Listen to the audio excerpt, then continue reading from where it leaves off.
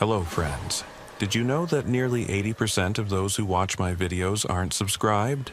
If you enjoy the content, I'd truly appreciate it if you hit that subscribe button. It helps a lot. Also, don't forget to leave a like and share your thoughts in the comments. Your interaction not only supports the channel's growth, but also helps these stories reach more people. Thank you all for being here. By the way, where are you watching from? Let me know in the comments.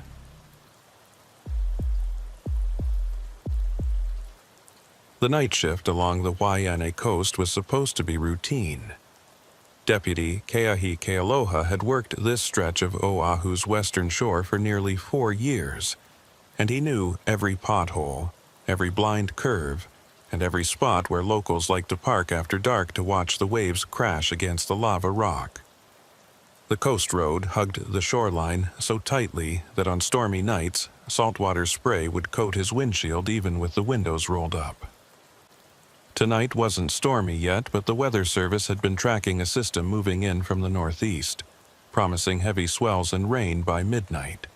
The kind of weather that made commercial fishermen tie down their boats early and recreational sailors think twice about being anywhere near the water.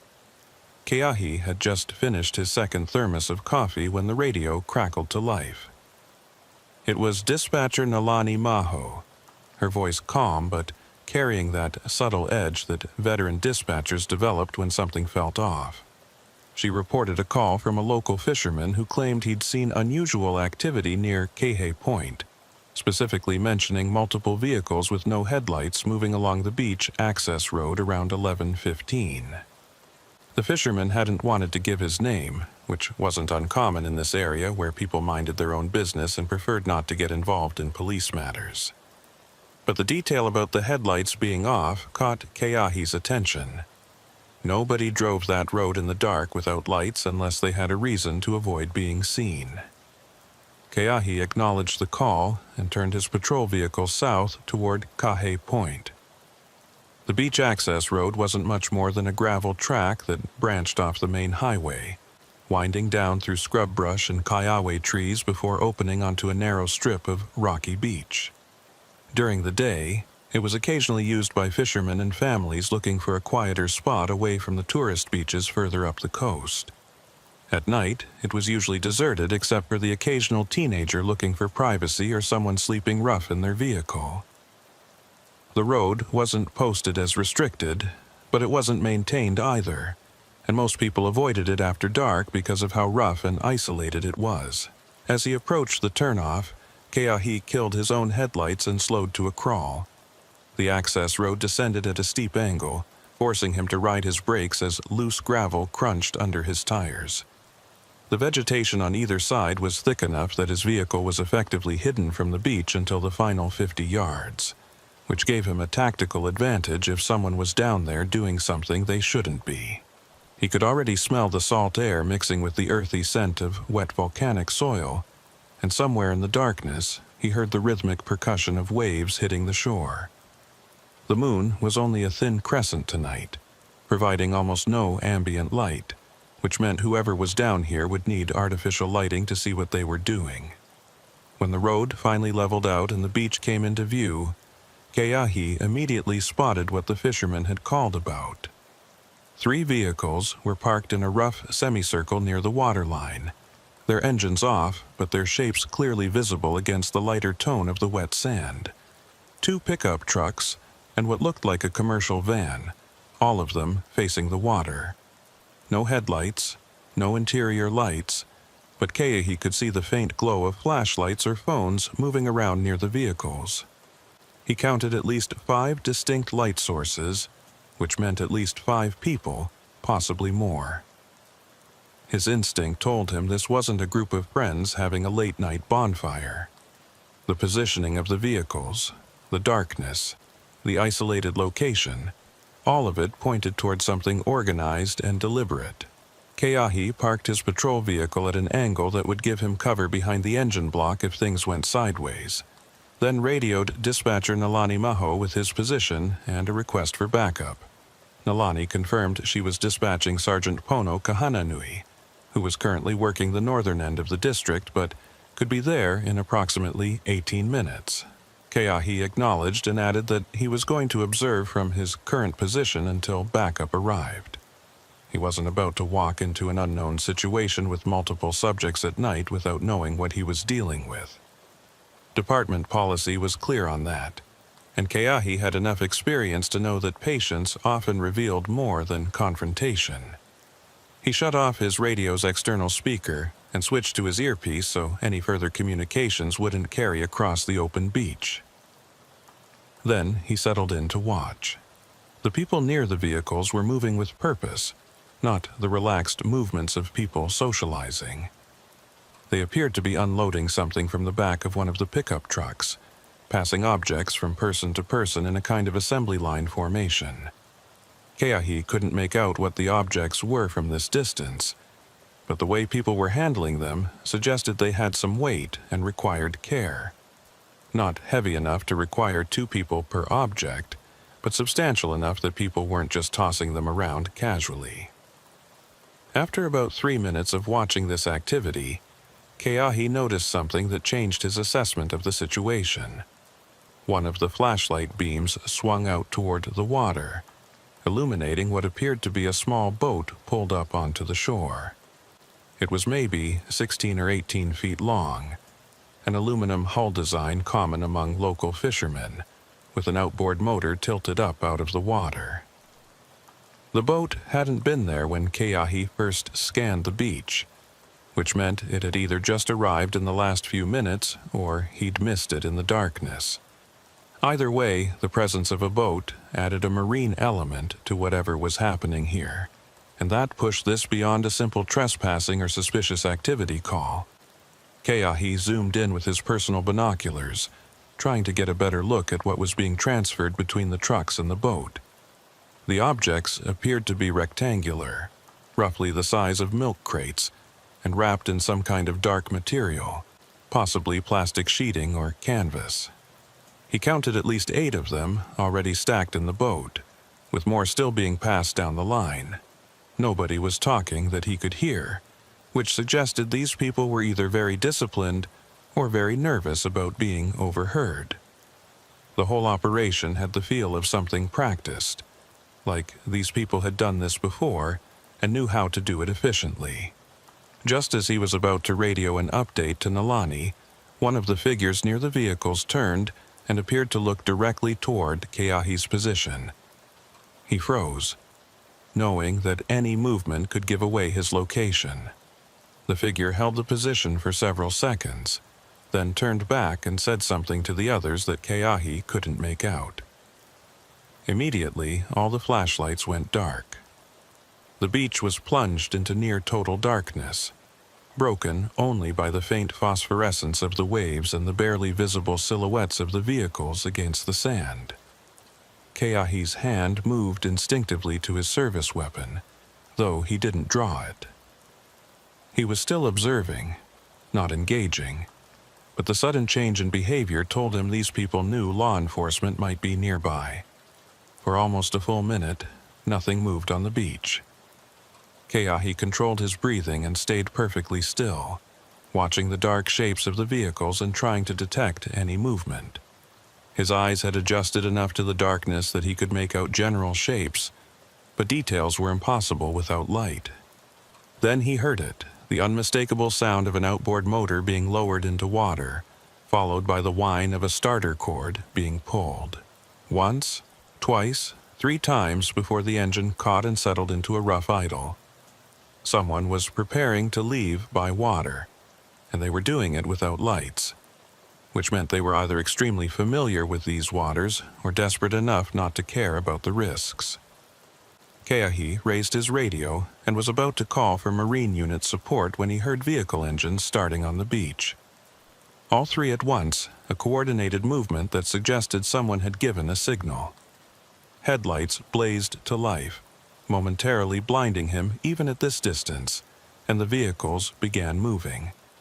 But they weren't coming up the access road toward his position. They were driving south along the beach itself, following the narrow strip of hard-packed sand above the tide line. That route would take them nearly half a mile down the coast before they'd need to find another access point to get back up to the highway, but it also meant they'd completely avoid Keahi's position. The boat, with the outboard motor, was already backing away from shore, its engine barely audible over the sound of the waves. Keahi made a split-second decision. The vehicles were escaping by land, and he couldn't pursue all three at once. But the boat was a single target, and it was moving slowly enough that he might be able to track where it was going. He grabbed his spotlight from the passenger seat, stepped out of his patrol vehicle, and trained the beam directly onto the departing boat.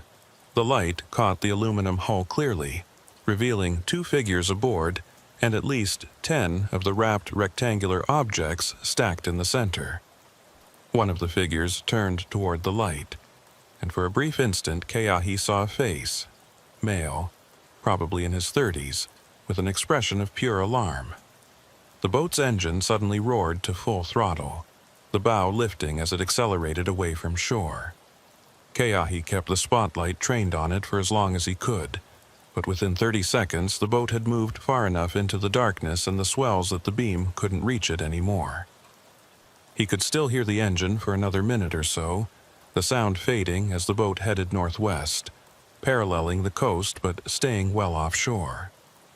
Then even that sound was swallowed by the wind and the waves, and Keahi was left standing alone on the beach with nothing but tire tracks in the sand and his own racing thoughts about what he'd just witnessed. He returned to his patrol vehicle and immediately radioed a full update to dispatcher Nalani Maho. He described the three vehicles, the boat, the wrapped packages, and the direction each had fled. Nalani copied all the information and advised that Sergeant Pono Kahananui was now approximately 8 minutes out. She also patched in Harbor Warden Kapena Kiwe from the Marine Division, who had been monitoring the radio traffic and wanted details about the boat. Keahi provided everything he could remember: the size, the aluminum hull, the outboard motor, the two occupants, and the approximate heading. Kapena acknowledged and stated he would check harbor records and recent marine activity reports for anything that might match, but his tone suggested he wasn't optimistic about finding much without more identifying information.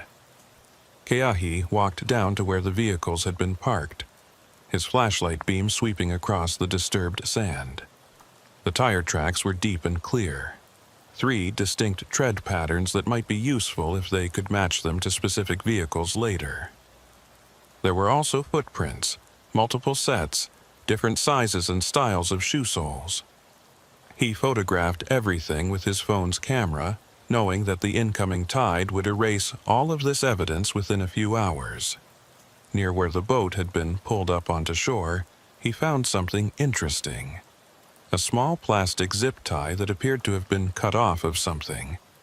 It was industrial grade, the thick kind used to secure cargo or bundle materials together, and it was clean enough that it couldn't have been lying here for more than a few hours.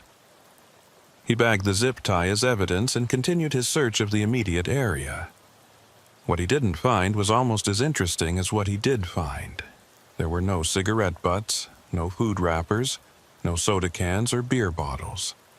These people had been disciplined about not leaving any casual trash that might carry fingerprints or DNA.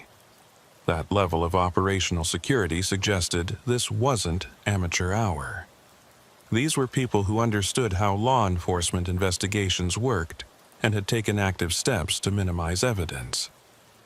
The only reason Keahi had the zip tie was probably because someone had dropped it in the dark and couldn't find it before they had to leave. Headlights appeared at the top of the access road, and a moment later, Sergeant Pono Kahananui's patrol vehicle descended towards the beach. Pono was a 15-year veteran of the department, built like a retired linebacker and carrying himself with the kind of calm authority that came from having seen just about everything this job could throw at him. He parked next to Keahi's vehicle and stepped out, already scanning the scene with a practiced eye. Keahi gave him a quick verbal rundown of everything that had happened, and Pono listened without interrupting, nodding occasionally and taking his own notes on a small pad he always carried. When Keahi finished, Pono walked down to examine the tire tracks and footprints himself. He spent several minutes just looking, occasionally crouching to get a closer view of specific details. Finally, he stood up and turned to Keahi with an expression that suggested he'd reached some conclusions. He stated that, based on the vehicle positioning, the organized nature of the operation and the use of a boat for transport, this had all the hallmarks of a smuggling operation. The question was what they were smuggling. Drugs were the obvious answer, but the size and number of the packages seemed wrong for that. Too bulky, not enough care being taken with individual units. Pono suggested they might be looking at stolen property, possibly electronics or other high-value goods being moved between islands to avoid law enforcement attention. Keahi agreed that made sense, but he raised the question of why anyone would do this kind of transfer at night on an isolated beach instead of just using legitimate shipping. The risk of law enforcement detection, boat accidents, and lost cargo seemed to outweigh any benefit of avoiding normal channels. Pono considered that and offered an alternative theory. Perhaps whatever was being moved couldn't go through normal channels because it would be flagged by customs or shipping inspectors. That could mean contraband, but it could also mean goods that were technically legal, but being moved in ways that avoided taxes or regulations. Counterfeit items, unlicensed imports, agricultural products that needed inspection. There were dozens of possibilities. Before they could speculate further, Keahi's radio crackled with Harbor Warden Kapena Kiwi's voice. Kapena stated he'd been reviewing recent marine traffic reports and harbor records, and he'd found something interesting.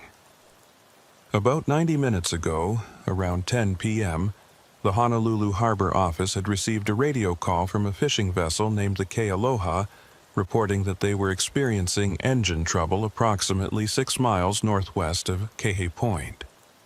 The boat had requested a commercial tow, and Harbor Dispatch had contacted a local marine salvage company that had a tow vessel in the area. The salvage company reported that by the time they reached the coordinates given by the Kealoha, the fishing boat was no longer there and wasn't responding to radio calls. They assumed the boat had managed to restart their engine and made it back to port on their own, so they returned to base and filed a report about the wasted trip.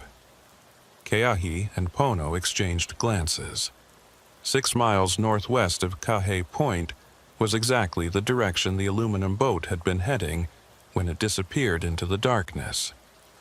A fishing vessel with engine trouble in that same area, at almost the exact time this beach operation was happening, seemed like too much of a coincidence.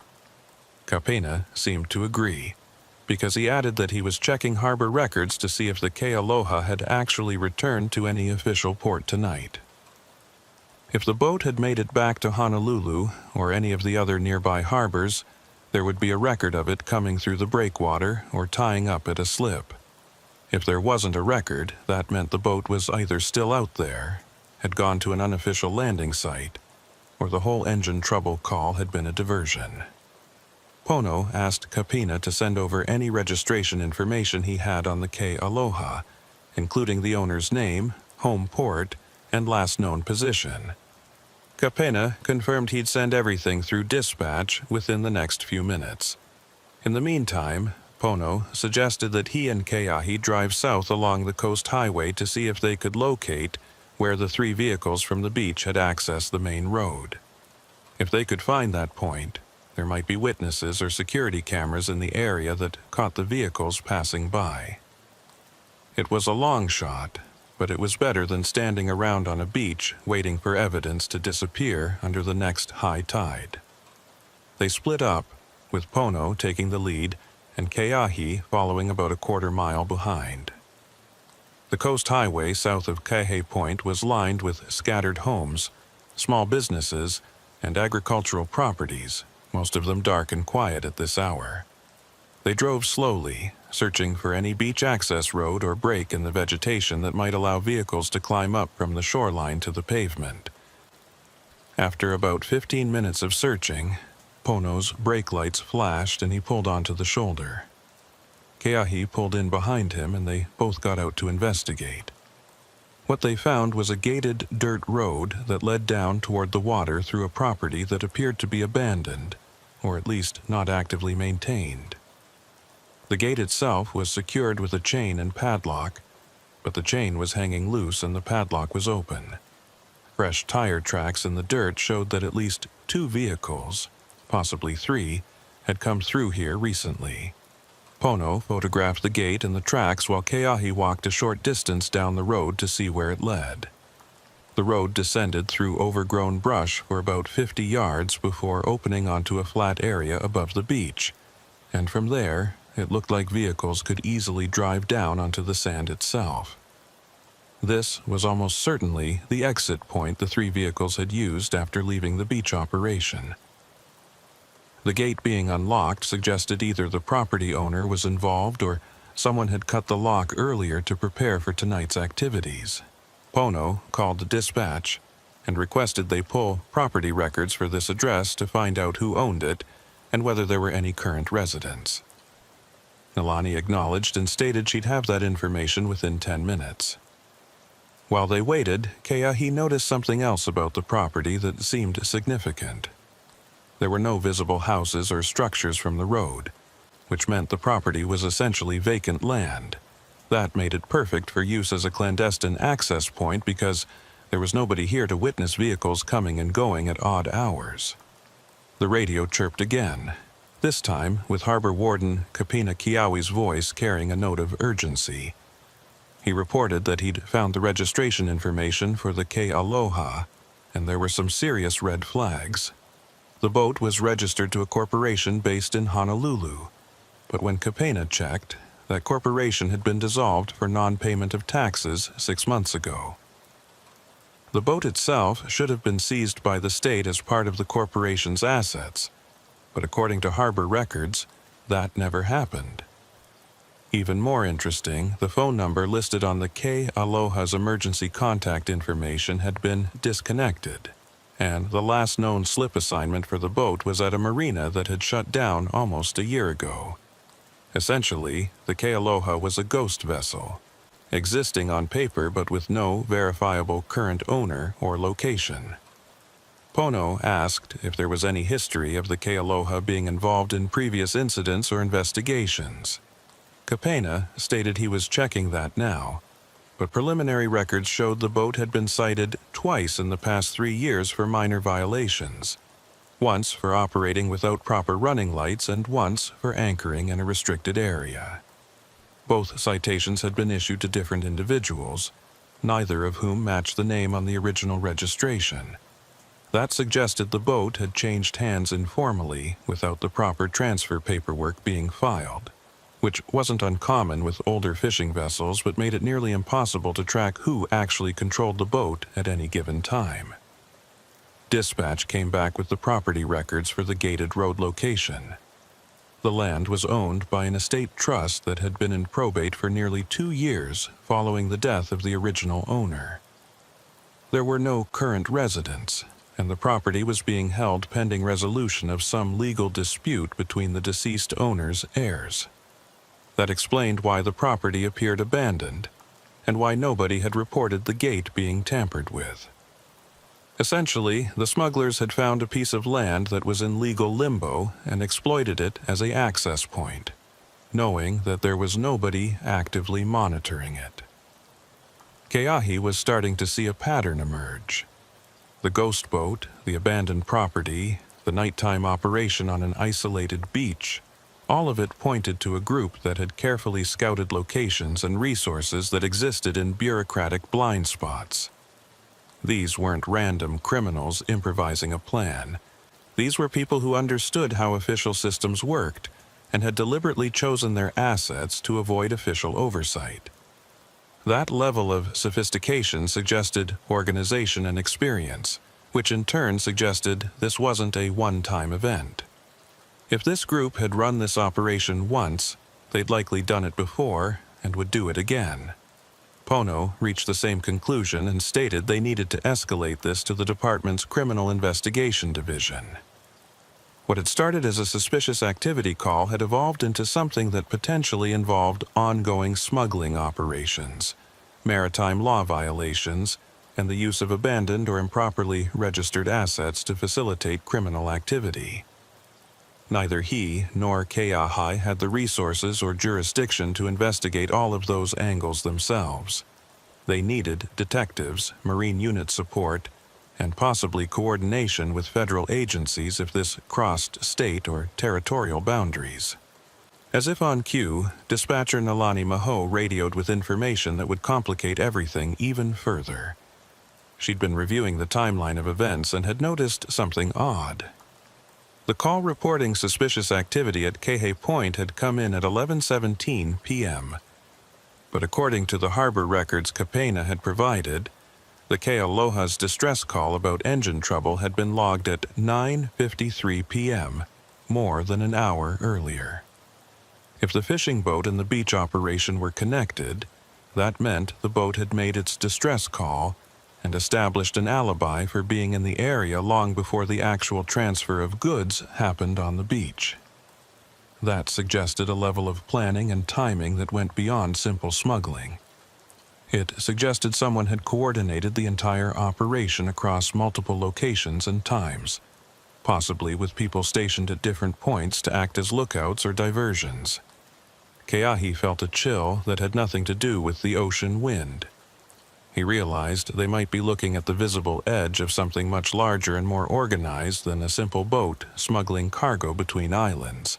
The question was what came next. The people involved tonight were gone, scattered to different locations with their cargo, and tracking them down would require resources and time that he and Pono simply didn't have on a midnight shift. But they also couldn't just walk away from this and hope someone else would pick up the investigation. Too many things didn't add up, and his instincts told him that whatever had happened tonight, it would happen again unless someone stopped it. Pono seemed to read Keahi's thoughts and stated they'd do everything by the book. They'd document the scene, collect what evidence they could, file a comprehensive report, and turn everything over to the investigators who would handle it during business hours. It wasn't satisfying, but it was procedure. And procedure existed for a reason. Sometimes the job meant being patient and trusting that the system would work, even when every instinct screamed to take immediate action. Keahi nodded his agreement, though a part of him wondered if waiting until morning would mean losing whatever slim advantage they might have had in tracking down the people responsible for tonight's operation. As they prepared to leave the property and return to their patrol areas, Keahi took one last look down the dirt road toward the dark ocean beyond. Somewhere out there, a boat with no official owner was carrying cargo that someone had been willing to risk arrest to move. And somewhere on this island, people were waiting to receive that cargo and distribute it to whatever market it was destined for. The thought sat heavy in his mind as he climbed back into his patrol vehicle and followed Pono's taillights back toward the coast highway, leaving the abandoned property and its secrets behind in the darkness.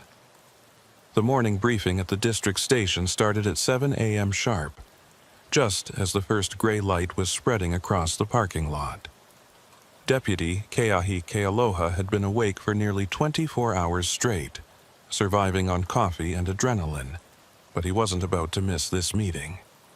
Sergeant Pono Kahananui had called it specifically to discuss the previous night's incident at Kahe Point, and Keahi knew that what happened in this room over the next hour would determine whether their observations led to a real investigation or just became another report buried in a filing cabinet. The station's conference room smelled like burnt coffee and the faint must of old carpet, fluorescent lights humming overhead, as officers filtered in with tired expressions and styrofoam cups clutched in their hands. Pono stood at the front of the room with a dry erase marker in one hand and Keahi's incident report in the other. He'd printed out several copies and distributed them to the assembled officers, most of whom were scanning the pages with varying degrees of interest. The day shift supervisor was there, along with two other deputies who worked the coastal patrol routes, and Harbor Warden Kapina Kiao, who'd driven in from the Marine Division office specifically for this briefing. Kapena looked like he'd gotten even less sleep than Keahi, his eyes bloodshot and his uniform showing signs of having been slept in, but his attention was completely focused on the case details Pono was beginning to outline on the whiteboard. Pono started with the timeline, writing out the key events in chronological order. 9:53 p.m., the K Aloha reports engine trouble 6 miles northwest of K Point. 11:17 p.m., anonymous caller reports suspicious activity at Kahi Point Beach. 11:45 p.m., Keahi arrives on scene and observes 3 vehicles and 1 small aluminum boat engaged in apparent cargo transfer. 12:03 a.m., subjects flee by land and sea after detecting law enforcement presence. 12:21 a.m., Keahi and Pono locate probable vehicle exit point at abandoned property on Coast Highway. The timeline laid out like that made the coordination obvious, and several officers in the room were already nodding as they recognized the pattern. One of the day shift deputies raised her hand and asked the obvious question: what was in the packages? Pono shook his head and admitted they didn't know. Keahi had only seen them from a distance in poor lighting conditions, wrapped in dark material and roughly the size of milk crates. Could be drugs, could be stolen electronics, could be counterfeit goods, could be any number of illegal or semi-legal items that someone wanted to move without official scrutiny. Without intercepting the cargo or finding where it was delivered, they were stuck guessing. But Pono emphasized that what they did know was almost as important as what they didn't. They knew this was organized. They knew it involved maritime transport, and they knew the perpetrators had used ghost assets like the dissolved corporation's boat and the abandoned property to minimize their official footprint. Harbor Warden Kapina Kiwi cleared his throat and asked if he could add some information he'd discovered after the initial radio traffic last night. Pono nodded and gestured for him to continue. Kapina stood and walked to the front of the room, pulling a folded piece of paper from his shirt pocket.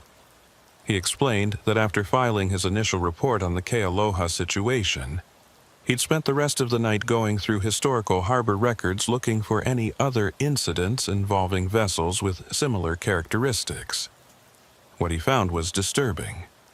Over the past 18 months, there had been 7 separate reports of fishing vessels or small commercial boats reporting various types of mechanical trouble or distress calls in the waters between Kah Point and Makua Beach, which was about 12 miles up the coast.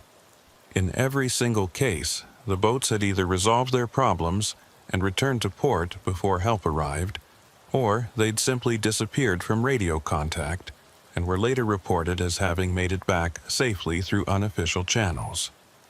None of the boats involved had been inspected after their reported distress, and none of the incidents had been serious enough to warrant Coast Guard involvement. But when Kapina plotted all 7 locations on a nautical chart, they formed a rough line paralleling the western coast of Oahu, all of them between 4 and 8 miles offshore. That was exactly the kind of distance that would put a vessel beyond casual observation from land, but still close enough for small boats to make the trip back and forth in reasonable time. Even more interesting, Kapina continued, was that 5 of those 7 vessels shared characteristics with the K Aloha. They were registered to corporations that had either been dissolved, were in legal disputes, or had ownership structures so complicated that it was difficult to determine who actually controlled them. 2 of the boats had been cited in the past for minor violations, but had never been followed up on because the cited individuals couldn't be located for the resulting court appearances. 1 boat had been reported stolen 3 years ago, but then mysteriously showed up back at its home marina 6 months later with no explanation and no charges filed.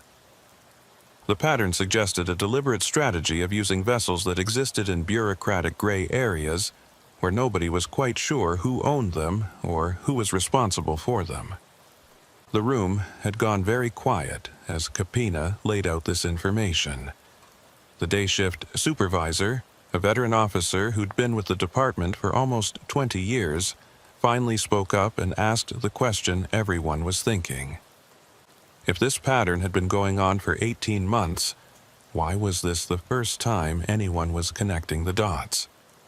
Capena's expression tightened, and he admitted that the Marine Division had limited resources, and that until last night, none of these individual incidents had seemed significant enough to warrant deeper investigation.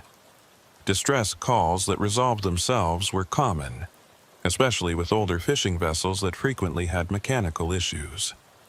It was only when Keahi had observed an actual cargo transfer operation that the pattern became visible for what it likely was, a systematic smuggling network using distress calls as cover for rendezvous points.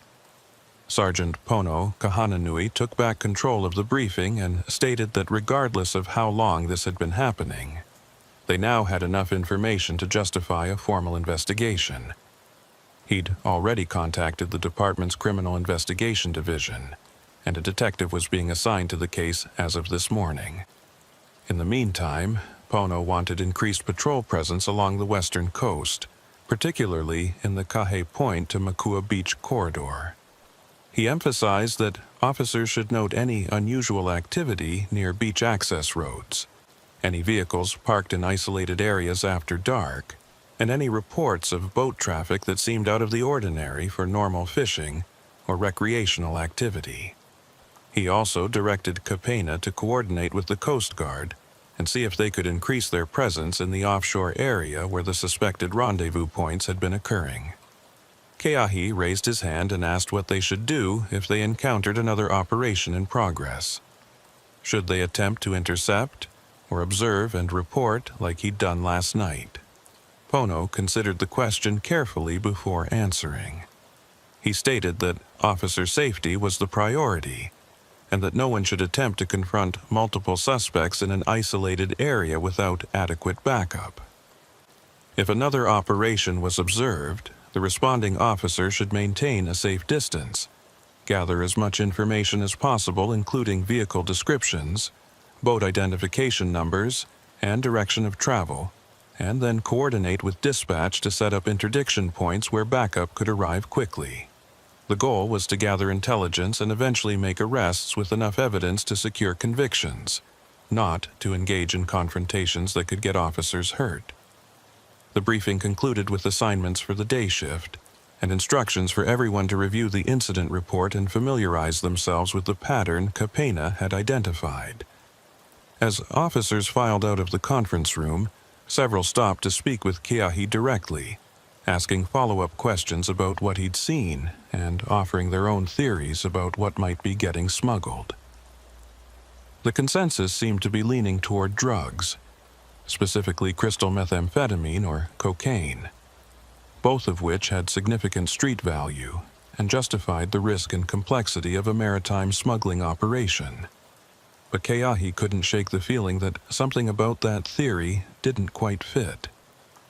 The packages had been too large and too numerous for high-value drugs, which were usually transported in smaller, more concentrated quantities to minimize risk.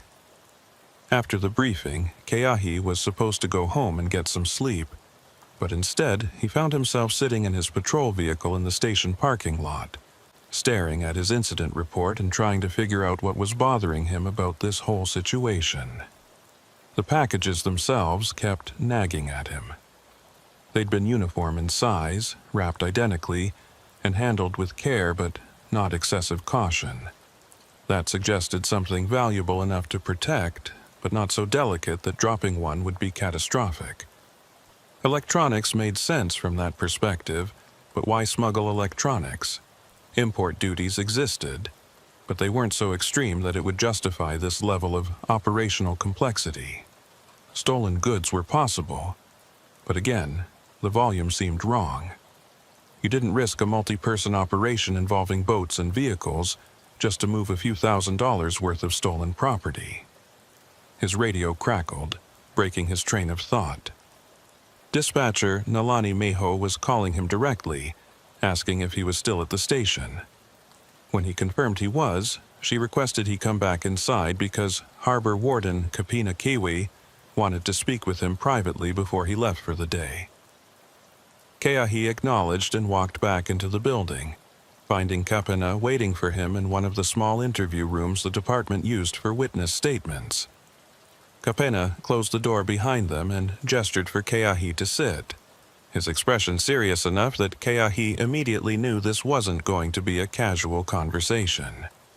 Kapena started by saying he appreciated Keahi's work last night, and that his observations had potentially broken open something that the Marine Division had been peripherally aware of, but hadn't been able to prove. Then he asked a question that caught Keahi off guard. Had Keahi noticed anything specific about the boat's direction of travel after it left Kahe Point? Keahi thought back and confirmed that the boat had been heading northwest, roughly paralleling the coast but staying well offshore. Kapena nodded slowly and pulled out a nautical chart, spreading it across the interview table. He pointed to Kahe Point and then traced a line northwest with his finger, stopping at a point about 8 miles offshore where multiple pencil marks indicated something significant. Kapena explained that this particular area of ocean had something interesting about it. The depth dropped off dramatically. Close to shore, the water was relatively shallow, maybe 40 to 60 feet deep, but at this point offshore, the ocean floor fell away to depths of over 300 feet in some places. That created a natural boundary that local fishermen and boaters were familiar with. And it also created an area where surface activity was difficult to observe from shore or from most patrol vessels because of the distance and the way the swells ran in deeper water. But what made this location particularly interesting was that it sat at the convergence of two current patterns, which made it a natural waypoint for anyone navigating between the western coast of Oahu and the other islands. Keahi was starting to understand where this was going, but he waited for Kapena to continue. The harbor warden stated that if someone wanted to establish a reliable rendezvous point for maritime transfers, this deep water area would be ideal. A larger vessel could sit there relatively safely, even in moderate seas, and smaller boats could make the trip from shore in 20 to 30 minutes, depending on conditions. The depth meant that if anything went wrong and cargo needed to be ditched quickly, it would sink to a depth where recreational divers couldn't reach it, and where recovery would be extremely difficult. And the distance from shore meant that even if someone on land noticed activity, they couldn't see enough detail to identify vessels or people involved. But here was the part that really troubled Kapena, and why he'd wanted to speak with Keahi privately. 3 months ago, the Coast Guard had investigated a report from a commercial fishing captain who claimed he'd nearly collided with an unlit vessel in this exact area at around 2 a.m. The fishing captain had been running with full navigation lights and radar, and his radar had picked up a large stationary contact that wasn't broadcasting any identification signal. When he got close enough to see the vessel with his spotlight, he described it as a commercial freighter of some kind, at least 100 feet long, sitting dark with no visible crew on deck. When he tried to hail them on the radio, he got no response. By the time he'd circled around to get a better look and possibly get close enough to read a name or registration number, the vessel had started its engines and moved away at high speed, disappearing into the darkness before the fishing captain could get any identifying information. The Coast Guard had searched the area the following day but found nothing, and without any identifying information about the mystery vessel, they couldn't pursue it further. The fishing captain had filed a formal report, mostly for his own protection in case something came of the incident later. But the whole thing had been filed away as unexplained and eventually forgotten. Now, with the pattern of distress calls and the confirmed cargo transfer operation, Kapena was starting to wonder if that dark freighter was the other half of the equation. If the small aluminum boats were picking up cargo from shore and taking it to a larger vessel offshore, that would explain the efficiency of the operation and why none of the small boats had been intercepted returning to harbor. They weren't returning to harbor at all. They were making deliveries to a mother ship that stayed in international waters, or at least far enough from shore to avoid casual observation. Keahi felt that chill again. the one that came from realizing a situation was much bigger than it initially appeared. If Capena's theory was correct, they weren't dealing with a simple inter-island smuggling operation. They were dealing with something that potentially involved international maritime traffic, which meant federal jurisdiction and possibly connections to organized crime networks that operated across multiple countries. That was way beyond the scope of what a county sheriff's department could handle alone. Capena seemed to read his thoughts and nodded grimly, stating that he'd already contacted the Coast Guard Investigative Service and requested they reopen the file on the dark freighter incident. He'd also reached out to federal partners to see if there were any ongoing investigations into maritime smuggling that might connect to what they were seeing here. Before Keahi could respond, his radio came alive again. This time, it was Sergeant Pono Kahananui's voice, and there was an urgency to it that made both Keahi and Capena immediately stand up. Pono was requesting all available units to respond to a location on the coast highway about 3 miles south of where Keahi had found the abandoned property gate last night. A resident had called in to report finding a body on the beach, male, apparent gunshot wounds, deceased for at least several hours based on the condition. The reporting party had stated the body was partially in the water, and personal effects found nearby suggested the victim might have been one of the people involved in some kind of boat or water activity. Keahi and Capena looked at each other for just a moment before both headed for the door. Keahi knew he should go home and sleep, that he'd been up for far too long and wasn't in any condition to respond to a death investigation. But the timing and location of this body couldn't be a coincidence. 3 miles south of the property gate, right in the corridor where the beach operation vehicles would have been traveling, and involving someone connected to water activity. This wasn't a random drowning or a fishing accident. This was connected to what he'd witnessed last night, and if there was even a chance that responding to this scene might provide answers about who was running the smuggling operation, Keahi wasn't about to sit it out. The drive to the scene took less than 10 minutes, even with morning traffic starting to build on the highway. When Keahi arrived, there were already 2 patrol vehicles on site, along with an ambulance and the medical examiner's van.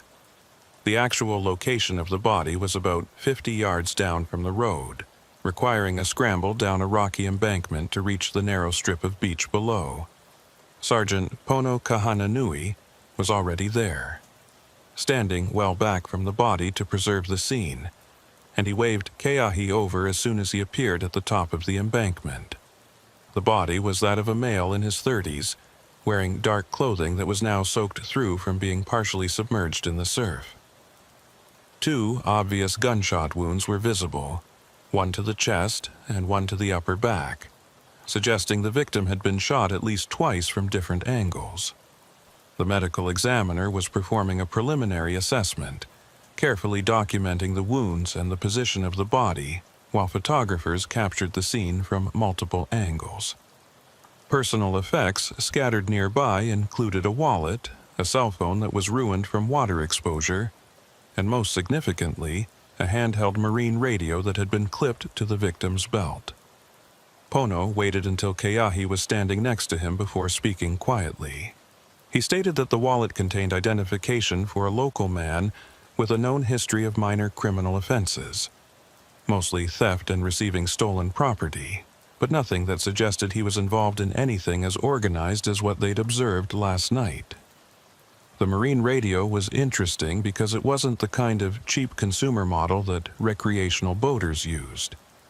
It was a commercial-grade unit, expensive and capable of longer-range communication than standard recreational radios.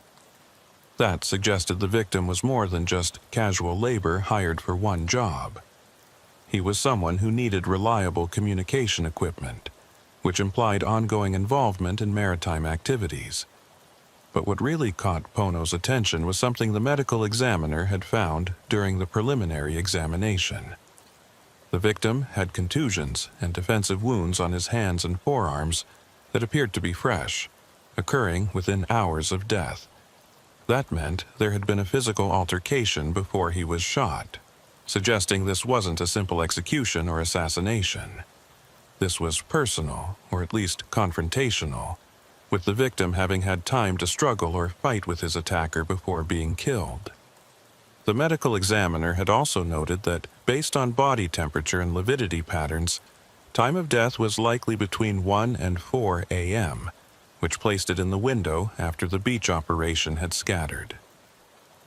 Keahi processed this information and asked the obvious question: was this a falling out among the smuggling crew, or was this something else? Pono admitted he didn't know, but the timing and location suggested it was connected. His working theory was that after the operation was interrupted by law enforcement, the crew had split up and something had gone wrong. Maybe this victim had been blamed for not detecting Keahi's presence sooner, or maybe he'd been seen as a liability who might talk to police if he was caught. Either way, someone had decided he was better off dead, and they'd executed that decision within hours of the beach operation falling apart. The medical examiner finished her preliminary work and stood up, carefully peeling off her gloves as she approached Pono and Keahi. She confirmed the obvious. 2 gunshot wounds, likely 9mm based on the entry wound characteristics, fired from close range but not contact distance, probably 3 to 6 feet away, consistent with someone standing over or near the victim during an argument or confrontation. Time of death matched Pono's estimate of 1 to 4 a.m., with her best guess being closer to 2 or 3 a.m. based on the degree of rigor mortis and environmental factors. She'd know more after the autopsy, but preliminary cause of death was pretty straightforward. Exsanguination from the chest wound, which had likely hit the heart or a major vessel. As the body was being prepared for transport, Keahi walked the immediate area looking for anything that might have been missed in the initial response. The beach was rocky and uneven, making it difficult terrain for any kind of detailed search, but he eventually found something interesting about 20 feet from where the body had been lying. 2 9mm shell casings, partially buried in the sand but still visible if you knew what you were looking for. He marked the location and called over one of the evidence technicians, who photographed and collected the casings. Finding spent brass meant the shooting had happened right here on this beach, not somewhere else with the body being dumped here afterward. That suggested the victim had been brought to this location specifically, possibly because it was isolated, or because it was on the route the perpetrator was taking anyway. Harbor Warden Kapena Kiwi had arrived at the scene while Keahi was searching for evidence, and now he approached with his own observation. He'd been looking at the water conditions and the tide charts, and he noted that at the estimated time of death, this section of beach would have been at high tide. That meant if the perpetrator had wanted to make the body disappear, they could have simply dragged it into deeper water and let the current carry it away. The fact that they hadn't suggested either they were interrupted before they could complete that task, or they didn't care whether the body was found. Given how organized and careful the smuggling operation had been, the latter option seemed more likely.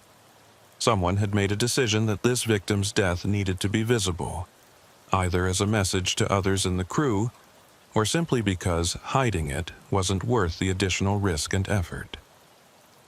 Sergeant Pono Kahananui called everyone together for a quick scene briefing before they released the location. He stated that this was now officially a homicide investigation tied to a suspected smuggling operation, which meant it would be handled by the Criminal Investigation Division, with support from both the Patrol Division and the Marine Unit. All evidence from the scene would be processed as priority, and the victim's identity would be used to start building a profile of who else might have been involved in last night's beach operation. Phone records, known associates, financial transactions, anything that might connect this victim to other people or to the vessels and vehicles that had been involved. As the various units began clearing the scene, Keahi finally accepted that he needed to go home and get some actual sleep. He'd been running on fumes for hours, and his judgment was starting to suffer from exhaustion. But as he drove away from the beach where a man had been killed for his involvement in a smuggling operation that was still barely understood, he couldn't stop thinking about what Harbor Warden Kapina Q had said about the dark freighter. If that vessel was real, if it was still operating in the waters off Oahu, then this death wasn't the end of the investigation. It was just the beginning, and somewhere out there people were already planning their next operation, learning from the mistakes of last night and preparing to try again. The only question was whether law enforcement could identify and stop them before someone else ended up dead on a lonely stretch of beach, their body left as a message that some secrets were worth killing to protect. Deputy Keahi Kealoha woke up at 3 in the afternoon to the sound of his phone vibrating against the nightstand. He'd managed maybe 4 hours of sleep, his mind refusing to fully shut down even after the exhaustion of the previous night and morning. The caller ID showed Sergeant Pono Kahananui, and Keahi answered with a voice still thick with sleep.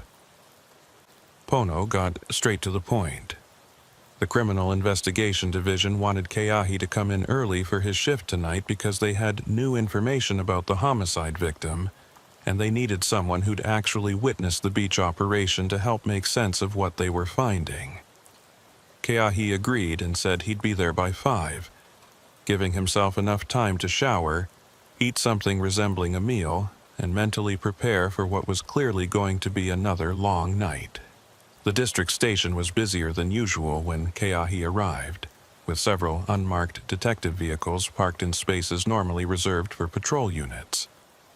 Inside, the conference room had been converted into a temporary investigation headquarters, with photographs pinned to boards, maps spread across tables, and multiple laptop computers displaying what looked like phone records and financial documents.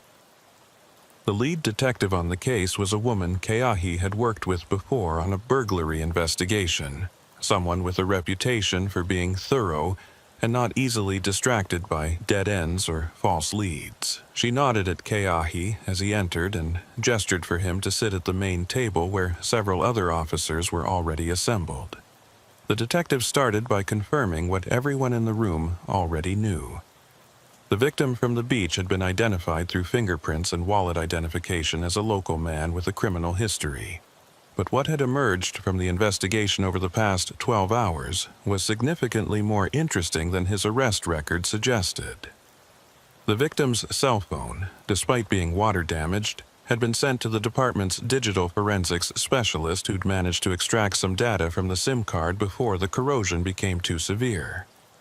What they found was a series of text messages exchanged over the past 3 weeks that appeared to be coordinating some kind of schedule, using coded language that wasn't sophisticated enough to withstand serious scrutiny, but was probably adequate for keeping casual observers from understanding what was being discussed. The messages referenced things like fishing trips and equipment maintenance and weather windows, all of which sounded innocuous on the surface, but took on different meanings when you knew the victim had been involved in a smuggling operation. More significantly, the messages had been exchanged with 3 different phone numbers, none of which were registered to names that appeared in any law enforcement databases. That suggested burner phones or phones registered under false identities, which was exactly the kind of operational security you'd expect from people running an organized criminal enterprise. The detective had already subpoenaed the call records for those numbers, but that process would take time, and even then, burner phones were notoriously difficult to track back to actual users. What was more immediately useful was the financial information the investigation had uncovered. The victim's bank account showed regular deposits over the past 6 months, always in amounts between $800 and $1,500, and always made in cash at ATM machines scattered across the western side of Oahu. The deposits came every 2 to 3 weeks with no apparent pattern to the exact timing, but they were consistent enough to represent some kind of regular income. The amounts were significant, but not so large that they would automatically trigger bank reporting requirements, which suggested someone understood the financial system well enough to structure their payments to avoid official scrutiny. But here was the interesting part, and the reason the detective had wanted Keahi's input specifically. When they cross-referenced the dates of the victims' cash deposits against Harbor Warden Kapina Kiwi's list of suspicious maritime distress calls over the past 18 months, 7 of those deposit dates fell within 48 hours of reported incidents. That couldn't be coincidence. It meant the victim had been paid shortly after participating in operations, which in turn meant the beach transfer Keahi had witnessed was almost certainly not a one-time event. This had been going on for months, maybe longer, with the victim serving as regular crew for multiple smuggling runs. Keahi studied the timeline the detective had constructed, noting the intervals between operations, and trying to identify any pattern that might help predict when the next one would occur. The gaps ranged from 9 days to 23 days, with no obvious correlation to moon phases, weather patterns, or any other environmental factor he could identify. That suggested the timing was driven by operational needs rather than external conditions, meaning when cargo needed to be moved, that's when operations happened. If they could figure out what was triggering those operational needs, they might be able to anticipate the next smuggling run and actually intercept it. Sergeant Pono Kahananui spoke up from his position near one of the evidence boards, asking if there had been any progress on identifying the 3 vehicles from the beach or tracking down the aluminum boat. The detective shook her head and admitted that particular trail had gone cold. Without plate numbers or better vehicle descriptions, finding 3 pickup trucks and a van on an island with thousands of similar vehicles was essentially impossible. The boat was equally problematic because Keahi's description could have matched dozens of aluminum fishing boats currently registered in Hawaii, and without a hull number or other identifying marks, they had no way to narrow down which specific boat had been used. However, the detective continued, Harbor Warden Kapena Q had made progress on another front. He'd been coordinating with the Coast Guard and had managed to get them to pull historical radar data for the offshore area where the suspected rendezvous point was located. Radar installations at several points along the coast continuously recorded maritime traffic. But the data was usually only reviewed if there was a specific incident or investigation. Kapena had convinced them this qualified, and the Coast Guard had provided 3 months of radar recordings covering the deep water area northwest of Key Point. Kapena himself entered the conference room at that moment, carrying a laptop and looking like he'd gotten even less sleep than Keahi. He set up the computer and connected it to the room's projection system, bringing up a grainy radar display that showed the coastline at the bottom and a field of contacts scattered across the screen. He explained that what they were looking at was a composite view of all maritime traffic in the area over a 72-hour period 3 weeks ago, which corresponded to one of the dates when the victim had received a cash payment and when there had been a suspicious distress call reported.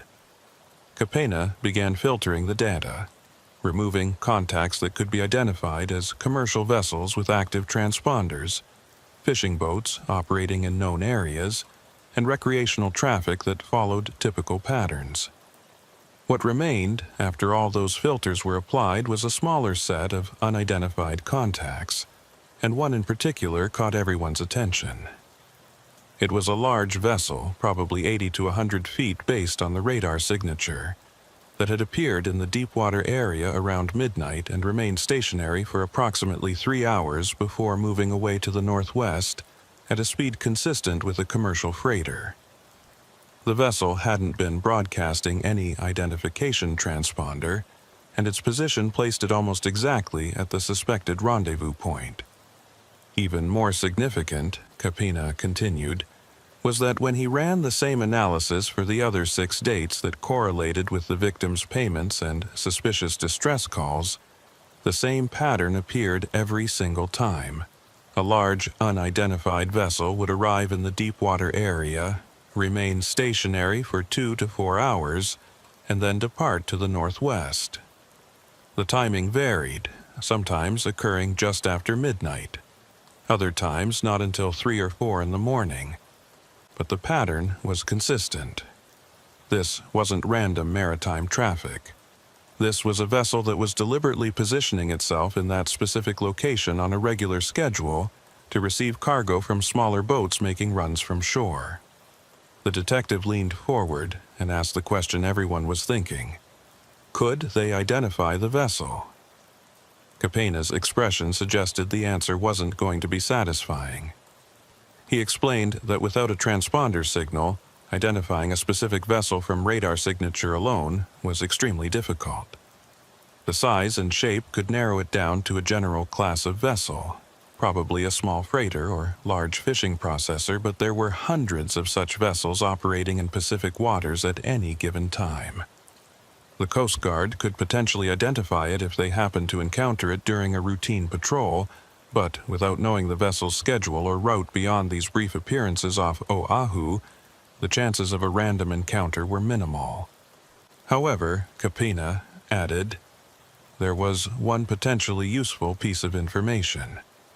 The vessel's departure heading was consistently to the northwest, and at the speed it was traveling, it would reach the waters near Kauai in approximately 8 to 10 hours.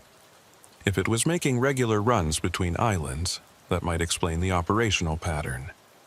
Pick up cargo off Oahu, transit to Kauai or beyond.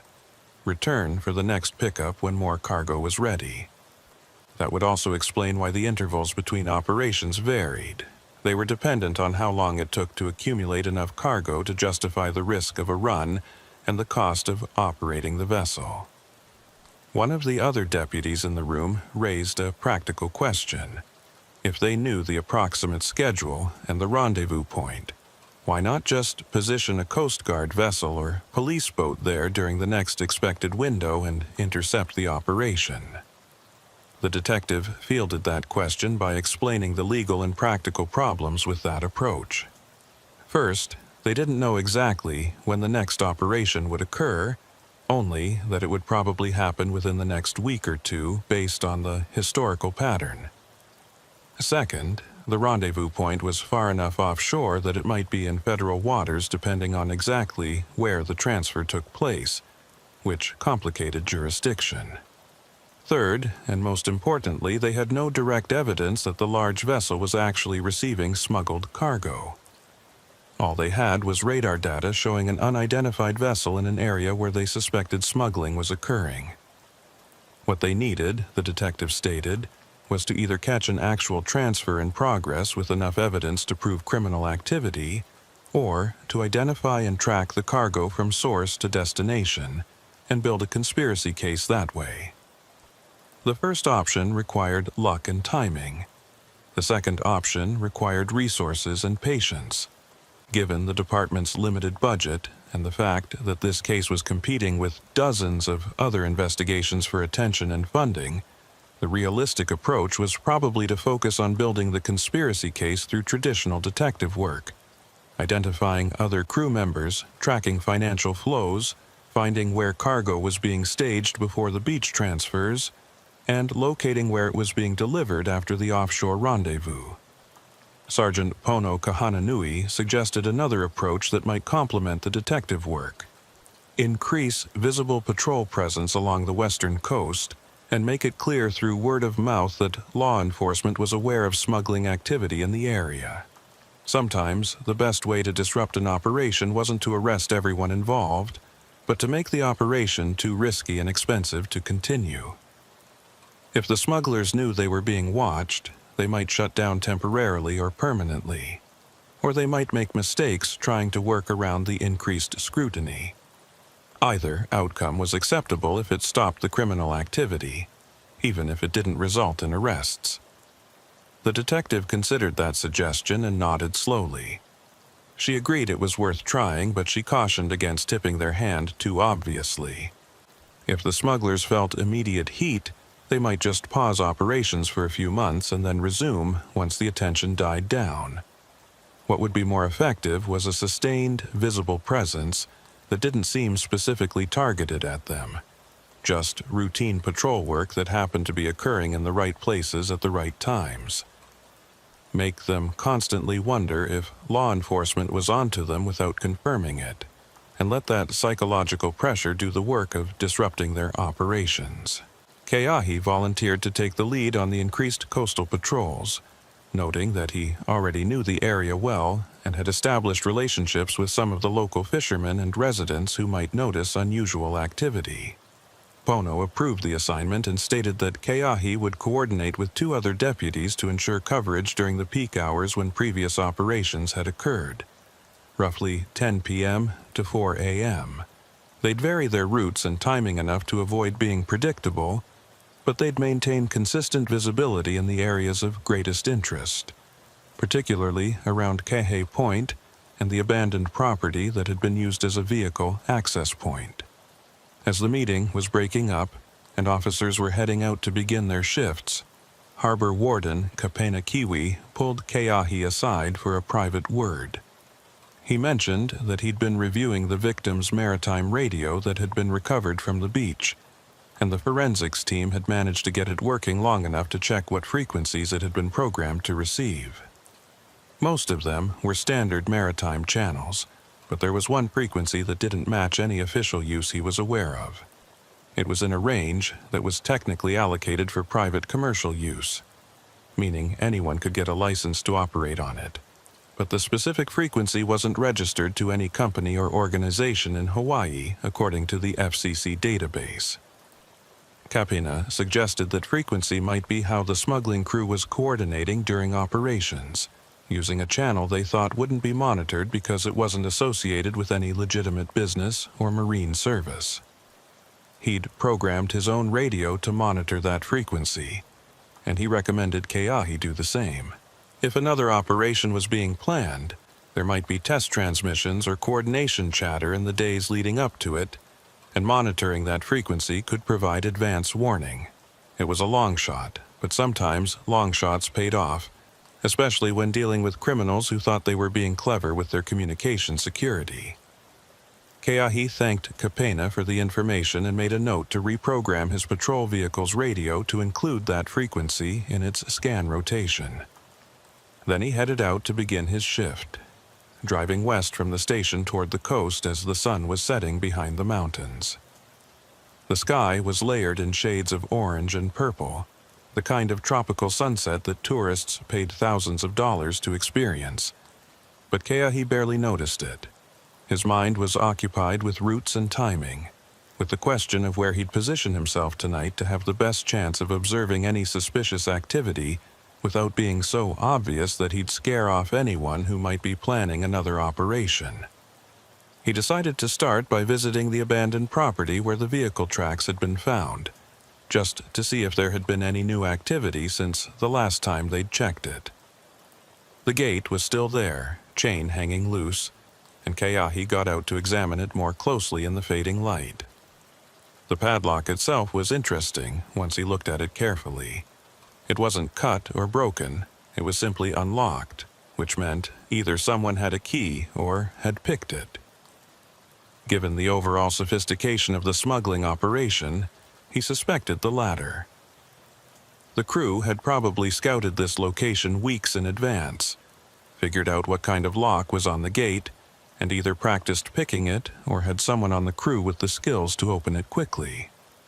He spent a few minutes walking the dirt road that led down toward the beach, looking for any evidence of recent vehicle traffic.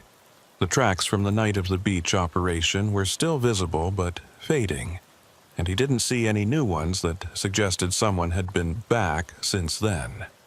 That was actually slightly surprising. He'd expected the crew might return to check the site or retrieve anything they might have left behind, but apparently they'd written this location off as compromised. That suggested discipline and good operational security, cutting losses and moving on, rather than risking exposure by returning to a location that law enforcement now knew about. As darkness settled fully over the coast, Keahi returned to his patrol vehicle and began driving slowly along the highway, scanning beach access points and places where vehicles might pull off the road without being immediately visible. The traffic was light at this hour, mostly locals heading home from work, and the occasional tourist who'd stayed late at one of the beaches further north. He checked in periodically with dispatcher Nalani Meho, confirming his position and status, and she updated him on the locations of the other deputies working the coastal patrol pattern tonight. Around 11 p.m., Keahi was parked in a turnout near Makua Beach, the northern end of the suspected smuggling corridor, when his radio crackled with activity on the special frequency Harbor Warden Kapena Kio had told him about. It wasn't voice traffic, just a brief burst of static that lasted maybe 2 seconds. Then silence. He waited, listening intently, and 30 seconds later it happened again. Another burst, same duration, same character. It didn't sound like someone trying to communicate. It sounded like someone testing equipment, making sure a radio was working and could be heard by someone else listening on the same frequency. Keahi immediately called it in to dispatcher Nalani Maho on his regular radio, describing what he'd heard and asking if any of the other units working tonight were picking up the same thing. Nalani checked with the other deputies and reported back negative. Nobody else was hearing anything unusual. That could mean Keahi was the only one whose radio was programmed for that frequency. Or it could mean the transmission was localized enough that only someone in this specific area could receive it. Either way, it suggested someone was preparing for something, checking their equipment and making sure their communications would work when they needed them. For the next 2 hours, Keahi remained at his position, monitoring the special frequency and occasionally hearing those brief test bursts. They came at irregular intervals, sometimes 5 minutes apart, other times 20 minutes or more. But they were consistent enough to convince him this wasn't natural interference or random noise. Someone was keying a microphone, transmitting just long enough to generate a carrier signal that could be detected, then releasing it. Classic radio check procedure, used by everyone from military units to commercial security teams to make sure their equipment was functioning without actually broadcasting any content that could be intercepted and understood. At 1:15 a.m., the pattern changed. Instead of a brief burst, Keahi heard actual voice traffic on the special frequency. It was scratchy and broken up by static, but he could make out enough words to understand the gist of the message. Someone was confirming weather conditions acceptable and stating window opens at 0300. Then a different voice acknowledged, and the transmission ended. Keahi's heart rate picked up as he processed what he'd just heard. This wasn't preparation or testing. This was an actual operation being coordinated, and it was scheduled to begin in less than 2 hours. He immediately radioed Sergeant Pono Kahananui directly, breaking protocol by not going through dispatch first, but the situation justified it. He reported the radio intercept and stated his belief that another smuggling operation was imminent, probably occurring somewhere in the coastal corridor between his current position and Keihe Point. Pono acknowledged and stated he was en route to Keahi's location, then began coordinating with the other deputies working tonight to set up a loose net that could respond quickly once they identified where the operation was actually taking place. He also contacted Harbor Warden Kapena Kiu, waking him up at home, and requested he get to the Marine Unit office and prepare to coordinate any waterside response that might be needed. Keahi knew he had to move carefully now. If the smugglers were monitoring police radio traffic, which any competent criminal would be doing, they'd hear the increased coordination and might abort the operation. But he also couldn't just sit here and do nothing while an active smuggling run was being prepared somewhere along 12 miles of coastline. He made a decision to begin slowly driving south toward Keihe Point, moving like he was on normal patrol, stopping occasionally to check beach access points and turnouts like he'd been doing all night. Anyone watching would see routine law enforcement activity, not a focused response to intelligence about an imminent operation. As he drove, Keahi continued monitoring the special frequency, hoping for another transmission that might give away the specific location. At 2:45 a.m., 15 minutes before the stated window was supposed to open, he got what he was listening for. Another voice transmission, this one clearer because he was apparently closer to whoever was broadcasting. The message was simple: package ready for transfer at Mark II. Mark II meant nothing to Keahi, but it obviously meant something to whoever received the message because a different voice immediately acknowledged with, "Understood, Mark II. Confirm approach from primary." Keahi grabbed his phone and called Sergeant Pono Kahananui directly, rather than using the radio. He reported the new transmission and the reference to Mark II, asking if that meant anything to Pono based on his knowledge of the area. There was a brief pause while Pono consulted a map. Then he came back with a suggestion. Local fishermen sometimes referred to the old territorial-era navigation markers that were still visible along parts of the coast. Most of them just concrete posts or stone cairns that had been used decades ago before modern GPS made them obsolete. Mark II could be referring to the second such marker south of Makwa Beach, which, if Pono remembered correctly, was located near a small cove about 2 miles north of Kihei Point. That location made sense tactically. It was isolated, had beach access through another abandoned property similar to the one they'd found before, and was positioned right in the middle of the suspected smuggling corridor. Keahi confirmed he was heading there now and estimated arrival in less than 10 minutes. Pono stated he was also en route and would approach from the south to box in the area, with the third deputy positioning himself on the highway to watch for any vehicles trying to leave the area quickly. The net was being set, and if they timed it right, they might actually catch the smuggling crew in the middle of their operation, instead of just finding evidence after they'd fled. Deputy Keahi Kealoha killed his headlights a quarter-mile before reaching the suspected location, letting his patrol vehicle coast through the darkness on nothing but ambient moonlight and the faint glow of distant street lamps. The highway was completely deserted at this hour, which meant any approaching vehicle would be immediately obvious to anyone watching from the beach area below. He couldn't risk driving straight to the access point, so instead he pulled into a residential driveway about 300 yards north of where he estimated the old navigation marker would be.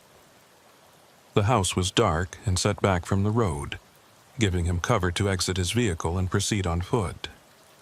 Before leaving the patrol car, Keahi checked his equipment one more time. Service weapon secured, flashlight attached to his belt but turned off, radio volume lowered to barely audible, and switched to the earpiece so any transmissions wouldn't give away his position.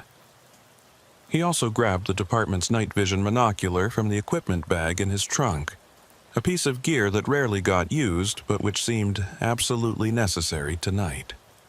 Then he began moving south along the highway shoulder, staying low and using the sparse vegetation as cover whenever possible.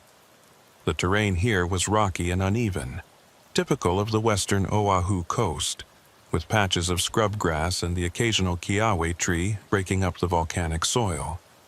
The special radio frequency crackled in his earpiece again, another brief transmission that sounded like someone confirming position. Keahi paused to listen, but the message was too short and garbled to make out clearly. Still, the fact that there was active radio traffic meant the operation was definitely underway, which gave him confidence he was moving toward the right location. He continued south, moving carefully to avoid dislodging loose rocks that might tumble down the slope and alert anyone below to his presence. The ocean was visible below him now, a vast expanse of darkness broken only by the white foam of waves hitting the rocky shoreline. After about 5 minutes of careful movement, Keahi spotted what he was looking for. Fresh tire tracks leading off the highway and down a steep access road that was barely more than 2 parallel ruts worn into the hillside. He knelt at the edge of the road and used the night vision monocular to scan the beach area below. What he saw made his pulse quicken. 3 vehicles were parked in a triangular formation near the waterline, exactly like the setup he'd witnessed at Kihei Point. 2 pickup trucks and what looked like the same commercial van, though at this distance and in these lighting conditions he couldn't be certain they were the same specific vehicles. But the operational pattern was identical, which meant this was definitely the smuggling crew. Movement near the vehicles caught his attention, and he adjusted the monocular to get a better view. At least 6 people were visible, moving between the trucks and carrying objects that appeared to be the same size and shape as the wrapped packages from the previous operation. But this time there was no boat pulled up on the shore. Instead, the people were stacking the packages in what looked like a staging area, arranging them in neat rows like they were preparing for pickup rather than immediate loading. That suggested the boat hadn't arrived yet, which made sense given that the radio transmission had said the window opened at 0300 hours. It was currently only 2:58, so they were probably waiting for the marine element to arrive before beginning the actual transfer. Keahi needed to update Sergeant Pono Kahananui on what he was seeing, but he couldn't risk a radio transmission that might be overheard. Instead, he pulled out his cell phone and sent a text message with his exact location and a count of vehicles and personnel visible. He added that no boat had arrived yet, but that the crew appeared to be preparing for one. Pono's reply came back within seconds. He was approximately 4 minutes out and would approach with lights off from the south. The third deputy was in position on the highway to the north, blocking that escape route. Harbor Warden Kapina Kiwi was monitoring from the Marine Unit office and had a patrol boat on standby if they needed water support, though it would take at least 20 minutes to reach this location from the nearest harbor. The waiting was the hardest part. Keahi remained in position, watching through the night vision monocular as the crew on the beach continued their preparations. They worked with practiced efficiency, no wasted motion, no standing around talking.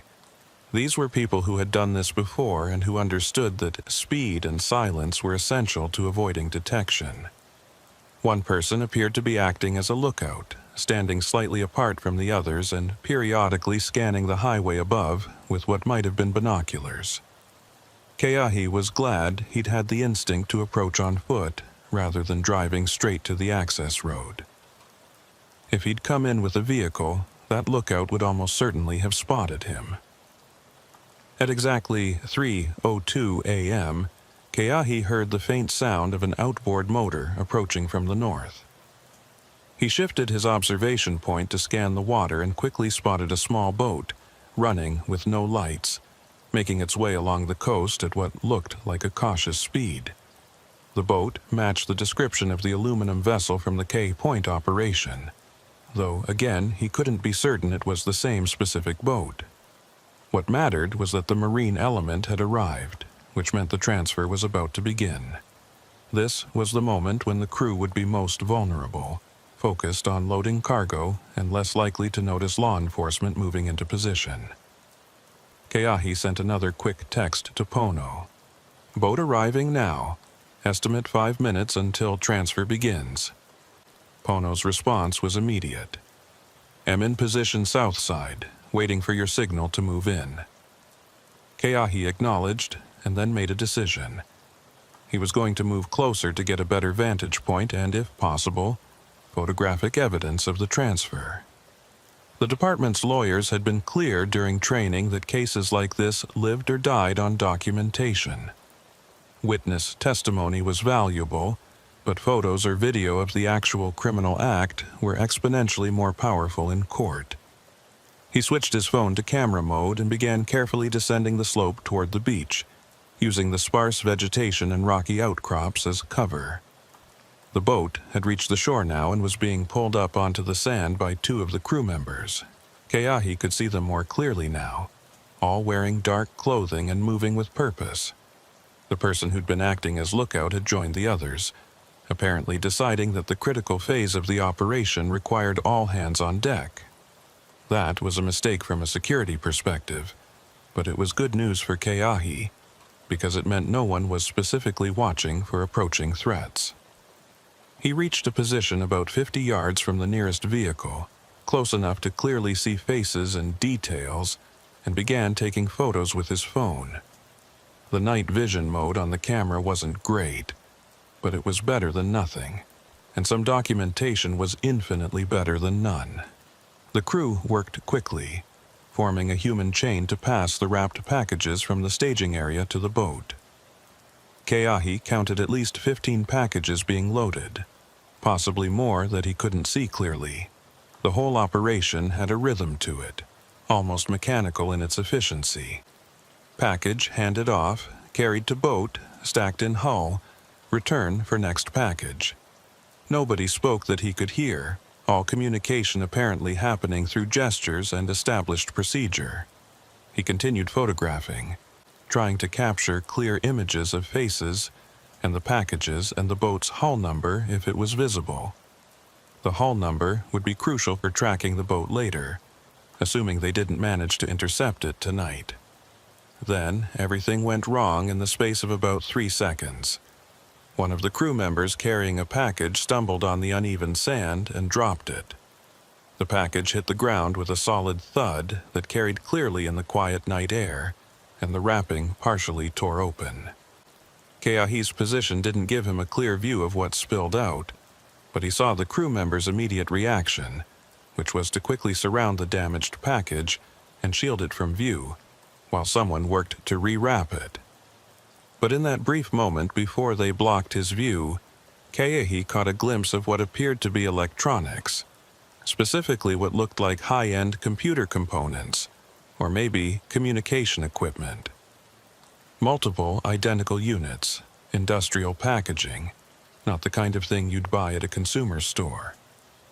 That changed his understanding of what they were dealing with here. This wasn't drugs or stolen property in the traditional sense. This looked like gray market electronics, possibly items being smuggled to avoid import duties or licensing requirements, or perhaps counterfeit components being moved to avoid detection by customs authorities. The volume made sense now too. These kinds of items had value, but needed to be moved in quantity to justify the operational costs. A single boatload of high-end counterfeit electronics could be worth tens or even hundreds of thousands of dollars on the black market, especially if they were components that could be integrated into other products and sold as legitimate. While Keahi was processing this new information, the crew finished rewrapping the damaged package and resumed loading. They were moving even faster now, apparently spooked by the accident and wanting to complete the transfer as quickly as possible. The boat was nearly full, maybe 2 or 3 more packages to go, when Keahi's radio suddenly crackled with Sergeant Pono Kahananui's voice at a volume just slightly too loud for the earpiece setting. The voice was barely audible to Keahi, but in the dead quiet of the beach it might as well have been a shout. Every person in the smuggling crew froze simultaneously, heads turning to scan the area around them. For one long moment, nobody moved. Then the person who'd been acting as lookout earlier pointed directly at Keahi's position and shouted something Keahi couldn't make out. Immediately, the crew abandoned the remaining packages and scattered. 2 people sprinted for the pickup trucks, engines starting almost instantly. Another person jumped into the boat and yanked the outboard motor's starter cord. The remaining crew members were running in different directions, some heading for the vehicles and others running south along the beach on foot. It was chaos, the kind of panicked flight that came from knowing you were caught and your only option was to get away as fast as possible. Keahi made a split-second decision. He couldn't stop all of them, but he could try to block the vehicles from leaving. He sprinted toward the access road, hoping to reach his patrol car and move it to block the exit before the trucks could make it up the steep slope. Behind him, he heard Sergeant Pono Kahananui's vehicle roaring to life and saw headlights blaze to life from the south, Pono moving in to cut off that escape route. But the northern truck was already moving, tires spinning in the loose sand as it accelerated toward the access road where Keahi had entered. Keahi reached the highway just seconds before the first truck came barreling up the access road. He managed to get his patrol vehicle started and was pulling forward to block the road when the truck emerged onto the pavement. The driver of the truck saw the patrol car and immediately jerked the wheel hard to the left, choosing to drive on the shoulder rather than be boxed in. Keahi tried to adjust his position to cut them off, but the truck was already past him, accelerating north along the highway with its lights off, and the driver clearly willing to take insane risks to avoid capture. Keahi activated his lights and siren and took off in pursuit, radioing to dispatcher Nalani Maho that he was in active pursuit of a suspect vehicle heading north on the coast highway. Nalani acknowledged and began coordinating additional units, but Keahi knew the nearest backup was at least 10 minutes away. He was on his own for now, chasing a vehicle driven by someone desperate enough to flee at high speed on a dark highway with no lights. The speedometer in his patrol car climbed past 70 miles per hour, then 80, and the truck ahead showed no signs of slowing down. This wasn't just someone trying to get away. This was someone who would rather risk dying in a crash than face arrest. The highway along this stretch of coast had been built decades ago and hadn't been significantly upgraded since. It was narrow, with no shoulder in many places, and featured sharp curves that were dangerous even at normal speeds. At 80+ miles per hour in the dark, those curves became potentially fatal. Keahi stayed with the pursuit but maintained enough distance that he could react if the truck lost control. Department policy was clear. The danger of a high-speed pursuit had to be weighed against the severity of the crime being investigated.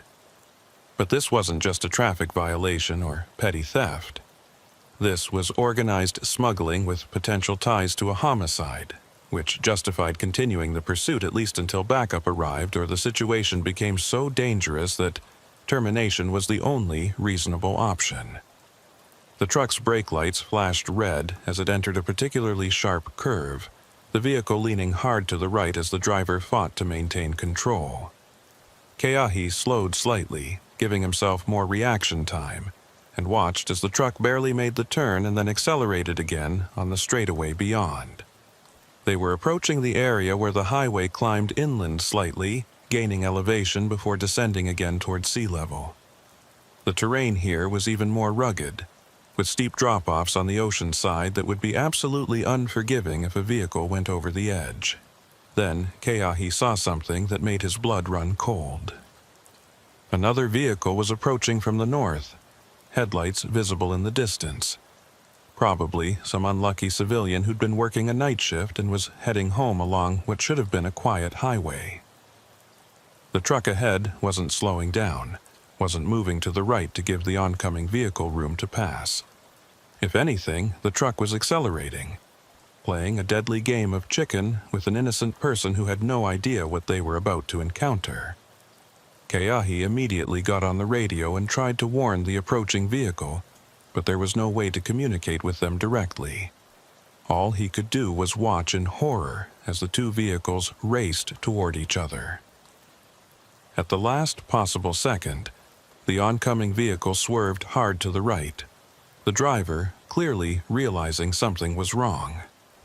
The truck flashed past on the wrong side of the road, missing a head-on collision by what couldn't have been more than a few feet. Keahi glimpsed the civilian driver's face as he passed, frozen in shock and terror, but there was no time to stop and check if they were okay.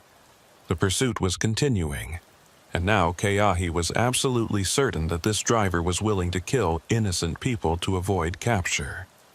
That changed the calculation. This couldn't be allowed to continue on a public highway where other civilians might be endangered. Keahi radioed his decision to dispatcher Nalani Maho. He was going to attempt a precision immobilization technique, commonly known as a pit maneuver, at the next safe location. Nalani acknowledged, but her voice carried a note of concern.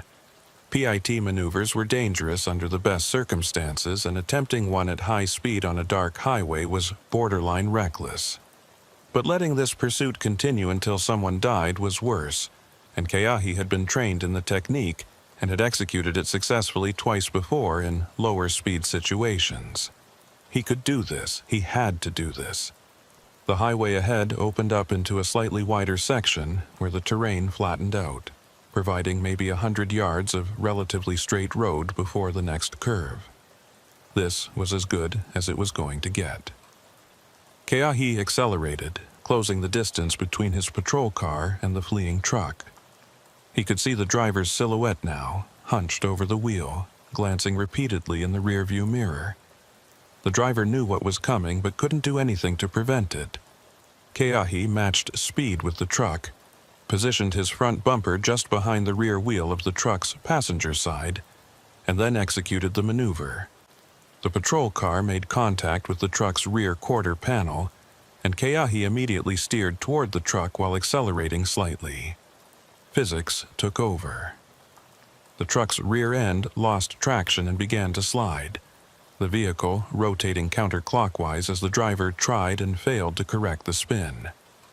Keahi backed off, braking hard to avoid being caught in the rotation, and watched as the truck completed a full 180-degree spin before sliding backward off the highway. The vehicle dropped about 4 feet into a drainage ditch, the rear end hitting first and then the front slamming down as the truck came to rest at a steep angle. Keahi pulled his patrol car to a stop and immediately exited with his weapon drawn, approaching the crashed truck cautiously. The driver's door was already opening, and a figure stumbled out, clearly dazed from the impact. Keahi ordered the person to show their hands and get on the ground, his voice carrying the authority of someone who would not tolerate any resistance. The driver complied, dropping to their knees and then lying prone on the ground with hands visible. Within seconds, Keahi had the individual in handcuffs and was conducting a quick pat-down for weapons. No gun, but the driver had a cell phone and a wallet with identification showing a local address. Only then did Keahi take a moment to catch his breath and assess the situation. His hands were shaking from the adrenaline, and his heart was hammering so hard he could hear it in his ears. He'd just executed a high-speed pursuit, culminating in a pity maneuver that could have gone catastrophically wrong if he'd misjudged the timing or the road conditions. But it had worked, and now he had one member of the smuggling crew in custody, which meant they had someone they could pressure for information about the rest of the operation. He radioed dispatcher Nalani Maho with an update. Pursuit terminated, suspect in custody, vehicle disabled, but driver appeared uninjured. Nalani acknowledged and confirmed that Sergeant Pono Kahananui was reporting the situation at the beach was also under control. One additional suspect had been apprehended trying to flee in the second truck, and the boat had been intercepted by Harbor Warden Kapina Kiwi's patrol vessel about a mile offshore. The remaining suspects who'd fled on foot were still at large, but with 3 people in custody and both the vehicles and the boat secured, this operation had been effectively shut down. As backup units began arriving and taking over the scene of Keahi's pursuit, he sat in his patrol car and tried to process everything that had just happened. They'd successfully interdicted an active smuggling operation, arrested multiple suspects, and seized both vehicles and cargo. This was a significant victory, the kind of case that would make for good press coverage and would likely result in commendations for everyone involved. But Keahi couldn't shake the feeling that something was still off about all of this. The operation had been too easy to disrupt once they'd figured out the timing and location. These people had been running successful smuggling operations for months, maybe longer, and they'd managed to avoid detection until now. Why had they suddenly become careless enough to get caught? The more he thought about it, the more Keahi suspected they were only seeing part of the picture. The boat, the vehicles, the crew on the beach, all of that was the visible operation, the tactical execution. But someone had to be coordinating from a higher level, someone who was arranging the cargo shipments, managing the finances, and making strategic decisions about when and where operations would occur. That person or persons weren't on the beach tonight. They were somewhere safe, watching from a distance, and they were probably already planning how to rebuild the operation now that this particular cell had been compromised. Sergeant Pono Kahananui pulled up in his patrol vehicle, parking behind Keahi's car and walking over with an expression that mixed satisfaction with concern. He'd been thinking along the same lines as Keahi, questioning whether tonight's success was actually a victory or just the disruption of one piece of a much larger enterprise. Pono stated that the detectives would be working overtime starting immediately, interrogating the arrested suspects and trying to build a case that reached beyond the street-level operatives. But he also acknowledged the reality that people running operations this sophisticated didn't get to that level by being sloppy about operational security. The chances of any of tonight's arrestees knowing enough to identify the true leadership of the smuggling network were probably minimal. As the eastern sky began to show the first hints of dawn, turning from black to deep purple, Keahi finally allowed himself to feel some of the exhaustion that had been building over the past 2 days. He'd been awake for nearly 40 hours, had witnessed 2 major law enforcement operations, and had just completed a high-speed pursuit that could have ended in disaster. He needed sleep, needed food, needed to step away from this case for at least a few hours and let his mind reset. But even as he drove back to the station to begin the lengthy process of writing reports and giving statements, part of his mind was still working on the puzzle, still trying to figure out who was really running this operation and how they could be caught before they simply rebuilt what had been disrupted tonight. 3 days after the beach interdiction, Deputy Keahi Kealoha sat in the same conference room where the investigation briefings had been held, but the atmosphere was markedly different now. What should have been a celebration of a successful operation had instead become a tense examination of uncomfortable questions that nobody seemed able to answer. The 3 suspects arrested that night had all lawyered up immediately and refused to provide any information beyond confirming their own names. The cargo recovered from the beach turned out to be exactly what Keahi had suspected: counterfeit, high-end computer components, specifically server processors and memory modules with forged authentication markings that made them appear to be legitimate products from major manufacturers. The street value of the seized cargo was estimated at somewhere north of $400,000, which should have made this a significant case worth prosecuting aggressively. But the district attorney's office had thrown cold water on that enthusiasm by pointing out some serious problems with how the evidence had been obtained.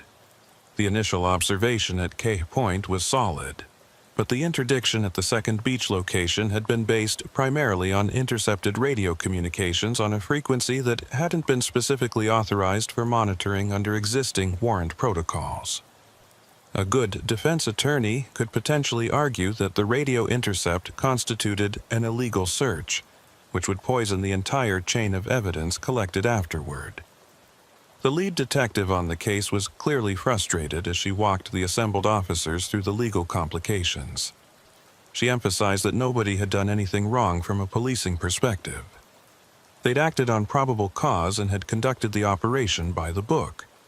But the book didn't always account for the complexities of modern communication technology and the Fourth Amendment protections that applied to electronic surveillance.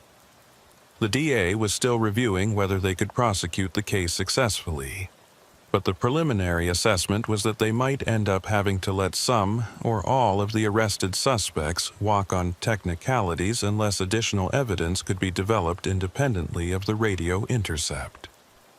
Sergeant Pono Kahananui raised the obvious question. What about the homicide from the beach?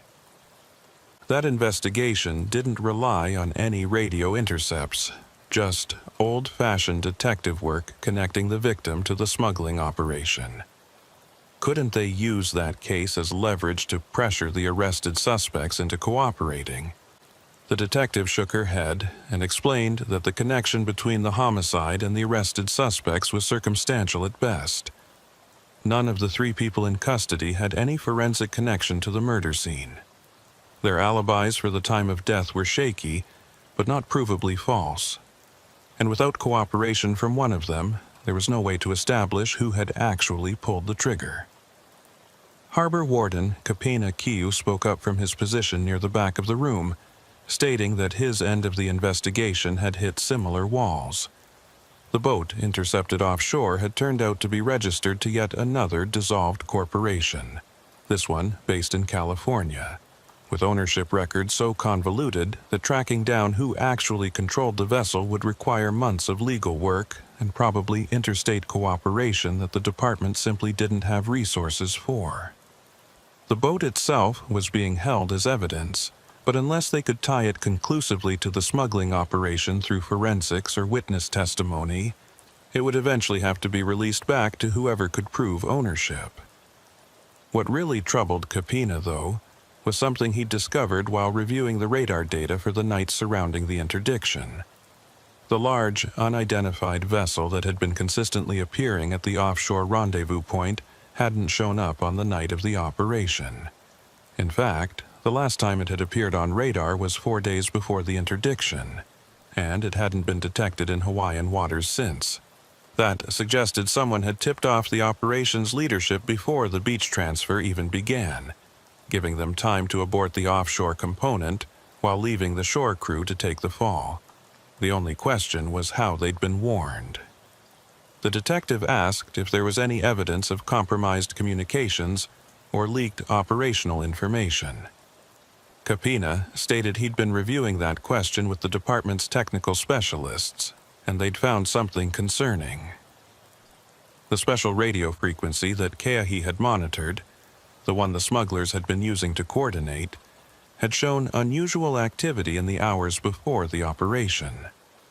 Specifically, there had been a brief encrypted burst transmission that the specialists thought might have been a warning signal. The encryption wasn't sophisticated by military standards, but it was enough to prevent casual interception from revealing content, and the timing suggested it might have been a message warning that law enforcement was monitoring the frequency. Keahi felt his stomach tighten as he processed the implications. If someone had known that frequency was being monitored before the operation began, that meant either the smugglers had detected the monitoring somehow, or more troubling, someone with knowledge of the investigation had warned them. The detective seemed to read his thoughts and quickly stated that Internal Affairs had been notified and was conducting a quiet review of everyone who'd had access to operational information about the case. She emphasized that this was standard procedure for any investigation where information security might have been compromised, and nobody in the room should take it as an accusation. But the message was clear. Trust nobody, and be careful what you say and to whom you say it. The briefing concluded with assignments for follow-up work that everyone knew was probably futile. Interview the suspects again, review financial records, coordinate with federal partners who might have jurisdiction over the counterfeit electronics angle. All necessary steps, but unlikely to produce the breakthrough needed to salvage prosecutions against people who clearly knew how to exploit the system's weaknesses. As officers filed out of the conference room, Keahi noticed that people were making less eye contact than usual, everyone suddenly aware that there might be someone among them who couldn't be trusted. Keahi spent the rest of his shift on routine patrol, trying to focus on normal police work and not obsess over the smuggling case. But his mind kept returning to the pattern of events, looking for the detail he might have missed that would explain how the operation's leadership had known to abort the offshore rendezvous. The radio intercept was the obvious answer, but the timeline didn't quite work. The encrypted burst transmission had occurred before Keahi had even started monitoring the special frequency, which meant the warning couldn't have been triggered by his monitoring. Someone had sent that warning based on other information, perhaps just general awareness that law enforcement was becoming too interested in the western coastal corridor. Late in his shift, around 2 a.m., Keahi found himself driving past the location where they'd interdicted the beach operation. The site had been processed by evidence technicians and released, and now it looked like any other isolated stretch of rocky beach. No indication that just days ago this had been the scene of a significant law enforcement operation. He parked and walked down to where the vehicles had been positioned, trying to recreate the scene in his mind and see if there was anything they'd missed in the chaos of the arrests. The sand still showed faint impressions where the packages had been stacked, and he could see the marks where the boat had been pulled up onto shore. But everything else had been erased by wind and tide. Nature's way of cleansing the beach of human activity. Keahi stood there for several minutes, listening to the waves and feeling the ocean breeze, and trying to understand why this case bothered him so much. They'd made arrests, seized contraband, disrupted a criminal operation. By any objective measure, this was a successful investigation, so why did it feel like they'd lost? His radio crackled with dispatcher Nalani Meho's voice, asking his location and status. He reported that he was conducting a routine area check and was preparing to resume patrol. Nalani acknowledged and then added something unusual. She stated that Harbor Warden Kapina Kiwi had called the station asking if Keahi could contact him directly when convenient, that it wasn't urgent, but Kapina wanted to discuss something related to the case. Keahi confirmed he'd make the call and then walked back to his patrol vehicle. His curiosity piqued about what Kapina might have discovered. He called Kapina's cell phone from his personal device rather than the department radio, a precaution that had become second nature given the concerns about information security. Kapina answered on the second ring, his voice tired but carrying an edge of intensity that suggested he'd found something significant. He stated he'd been doing more analysis of the radar data, going back further in time than he'd previously examined, and he'd discovered a pattern that troubled him deeply. The large, unidentified vessel that had been making regular appearances at the offshore rendezvous point had been operating in Hawaiian waters for at least 2 years, not just the 18 months they'd initially identified. And the vessel's pattern of appearances correlated not just with the smuggling operations they knew about, but with other incidents that hadn't previously been connected. Specifically, Kapena had cross-referenced the vessel's appearances with reports of missing cargo from legitimate shipping operations, instances of unexplained salvage claims, and even a couple of boating accidents that had resulted in insurance payouts. In every case, the unidentified vessel had been in the general area around the time of the incident, though never close enough to be definitively linked. But the statistical probability of these correlations being coincidental was essentially zero. What they were looking at wasn't just a smuggling operation. It was a maritime criminal enterprise that had been operating with near impunity for years, using the vast expanse of the Pacific Ocean as cover and exploiting the limited resources of law enforcement agencies to avoid detection. Keahi asked the obvious question. If this vessel had been operating for that long, why hadn't it been identified or intercepted before now? Kapena's answer was blunt and uncomfortable, because nobody had been looking at the pattern comprehensively. Each incident had been investigated in isolation by different agencies with different jurisdictions, and nobody had connected the dots because the vessel was careful never to leave obvious evidence. It only showed up on radar during periods of heavy marine traffic when its presence wouldn't stand out. It never stayed in one area long enough to be tracked, and it appeared to have sophisticated knowledge of patrol patterns and surveillance capabilities. This was organized crime at a level that exceeded anything the local sheriff's department was equipped to handle alone. But here was the part that really concerned Kapina, and why he'd wanted to speak with Keahi directly, rather than discuss it in the conference room. Some of the incidents that correlated with the vessel's appearances had occurred at times when law enforcement had been conducting specific operations or investigations in other areas, drawing resources away from marine patrol. The timing was too consistent to be random.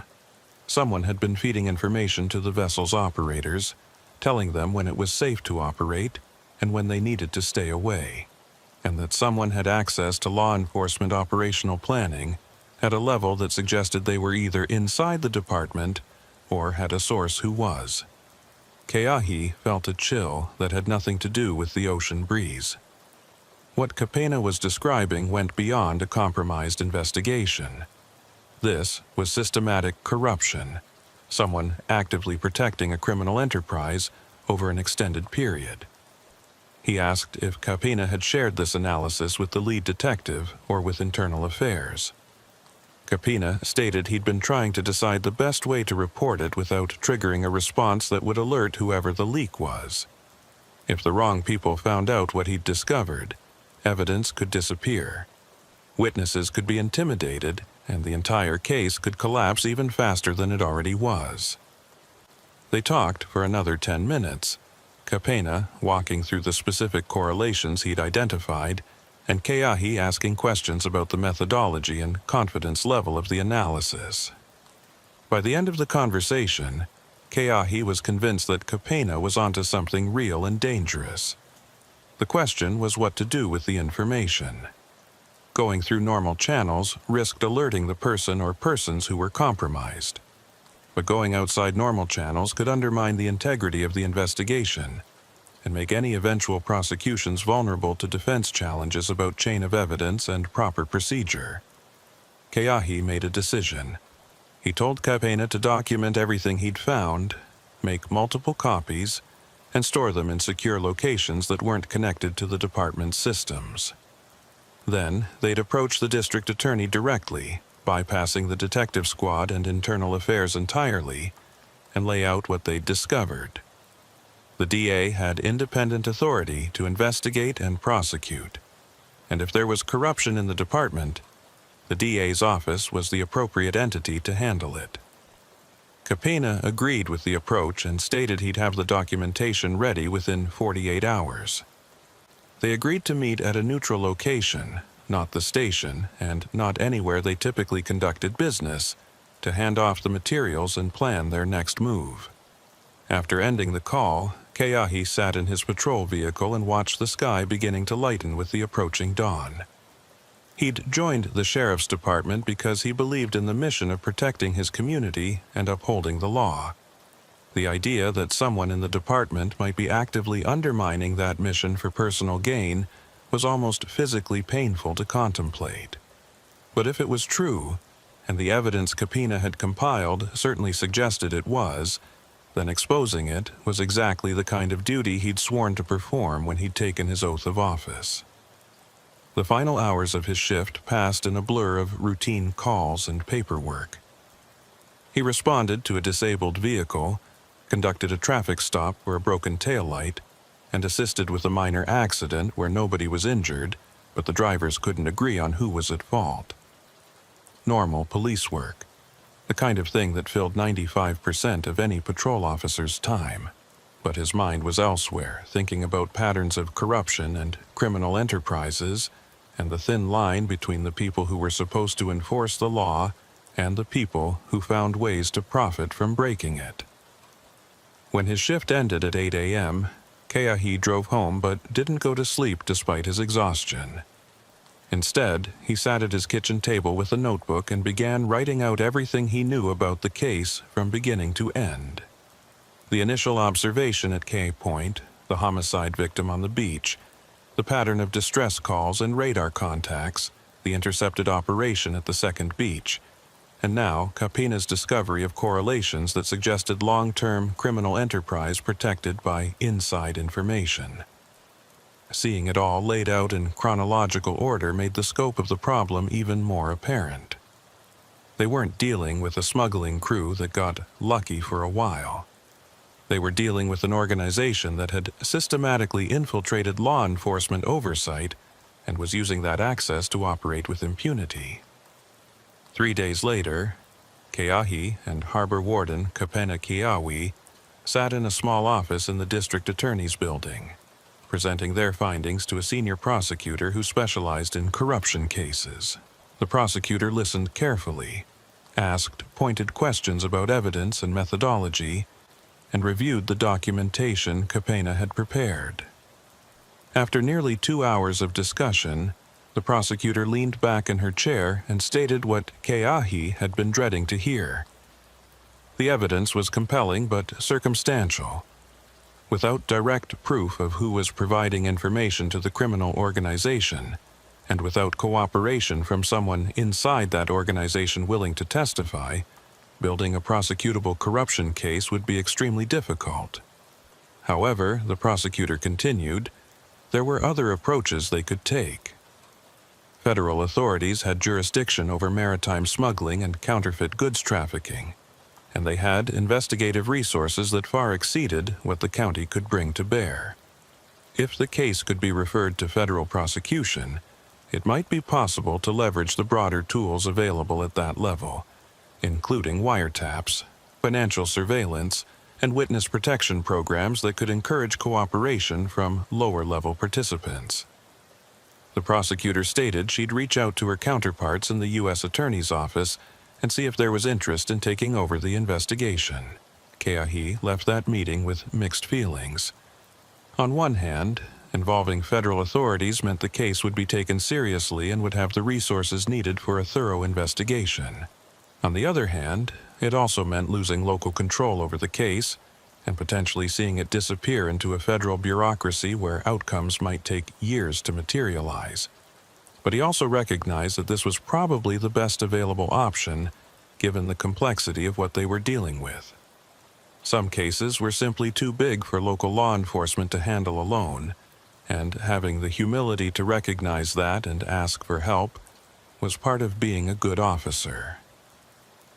2 weeks later, Keahi received a call from the senior prosecutor. She informed him that the federal authorities had agreed to open a formal investigation into the maritime smuggling operation and the potential corruption angle. They'd be sending a team of investigators to Hawaii within the month to begin interviews and evidence review. In the meantime, the 3 suspects arrested during the beach interdiction had been released on bail. The counterfeit electronics had been transferred to federal custody, and the boat had been seized under federal asset forfeiture laws pending the outcome of the investigation. Keahi thanked her for the update and asked if there was anything specific he should or shouldn't be doing while the federal investigation was underway. The prosecutor's advice was simple: continue doing his job, maintain normal patrol patterns, and document anything suspicious, but don't take action that might interfere with the federal investigation. If he observed what he thought might be criminal activity related to the smuggling case, he should report it through secure channels directly to the federal team rather than through the department's normal chain of command. The implication was clear: trust nobody in the department until the corruption angle had been fully investigated. The months that followed were frustrating in their normalcy. Keahi returned to routine patrol work, and the smuggling case receded into the background as other investigations and incidents demanded attention. Occasionally, he'd hear rumors about the federal investigation, usually third or fourth-hand information that was probably more speculation than fact. The large, unidentified vessel hadn't been detected in Hawaiian waters since the night of the interdiction, suggesting it had either changed its operational area or had been warned off permanently by whatever sources of information it relied on. 6 months after the beach interdiction, Keahi was called to a meeting at the federal building in Honolulu. He made the drive expecting to be interviewed about his observations and actions during the original case. Instead, he found himself in a conference room with 3 federal agents who wanted to show him something. They pulled up a series of photographs on a large monitor. Images of a commercial freighter being boarded by Coast Guard personnel in international waters about 800 miles west of Hawaii.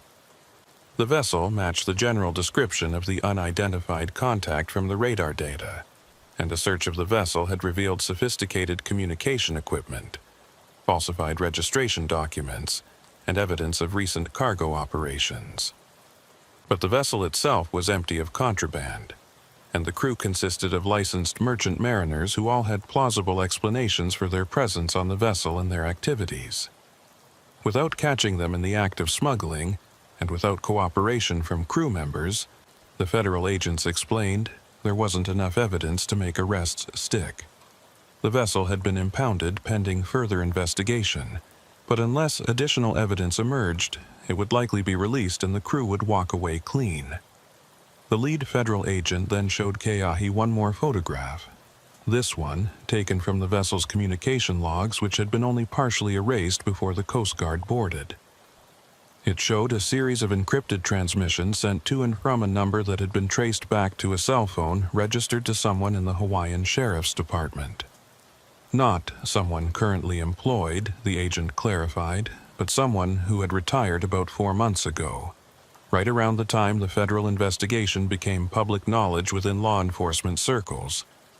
That person was now being sought for questioning, but had apparently left Hawaii and their current whereabouts were unknown. Keahi asked if they knew who it was, if it was someone he would have worked with or known during his time investigating the case. The agent hesitated, then stated that it wouldn't be appropriate to share that information while the investigation was ongoing. But the look on the agent's face told Keahi everything he needed to know. It was someone he knew, possibly someone he'd trusted, and the betrayal was going to hurt when the name finally became public. The agent thanked Keahi for his work on the case and stated that while the investigation hadn't resulted in the arrests and prosecutions they'd hoped for, it had successfully disrupted a significant criminal operation and had exposed corruption that could now be addressed.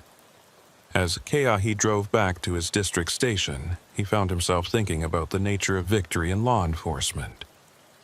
Sometimes you got the dramatic arrests, the successful prosecutions, the public recognition for taking dangerous criminals off the streets. Other times, you did everything right, and still watched the case dissolve into technicalities, bureaucratic complications, and compromises that left nobody satisfied. The smuggling operation had been disrupted, but not destroyed. The corruption had been exposed, but the corrupt individual had escaped before facing consequences.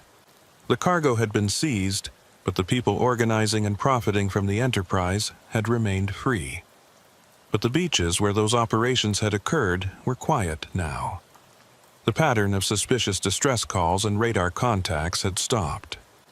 Whatever criminal enterprise had been operating in the waters off Oahu had either shut down or moved to a different area where they'd eventually attract the attention of different law enforcement agencies and go through this entire cycle again.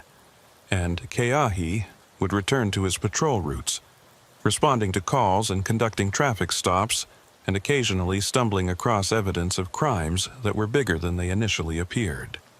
That night, during his shift, Keahi drove past Kahe Point and looked out at the dark ocean beyond the shore. Somewhere out there, perhaps hundreds or thousands of miles away, a vessel was operating under falsified documents, with a crew that knew how to exploit the seams between different jurisdictions and different agencies. They'd been disrupted, but not caught, and they'd learned lessons from this encounter that would make them harder to detect next time. And next time they might be someone else's problem. Or they might be back in these waters after enough time had passed for vigilance to fade, and for new vulnerabilities to emerge in the system designed to stop them. Keahi's radio crackled with dispatcher Nalani Maho's voice, dispatching him to a disabled vehicle on the highway. He acknowledged and turned away from the ocean, returning to the immediate demands of his job. The smuggling case would remain open in federal files somewhere, one of hundreds or thousands of investigations that consumed resources and produced incomplete outcomes. But for now, there were other calls to answer, other people who needed help, and other ways to serve the mission he'd sworn to uphold when he'd taken his badge. Some cases ended with clarity and closure. Others ended with questions that might never be answered and with the uncomfortable knowledge that the people you'd been chasing were still out there somewhere, making new plans and looking for new opportunities. The job was to keep showing up, keep watching, and keep trusting that eventually the accumulated weight of small victories would matter more than the individual frustrations of cases that didn't resolve cleanly. The ocean would keep its secrets for now.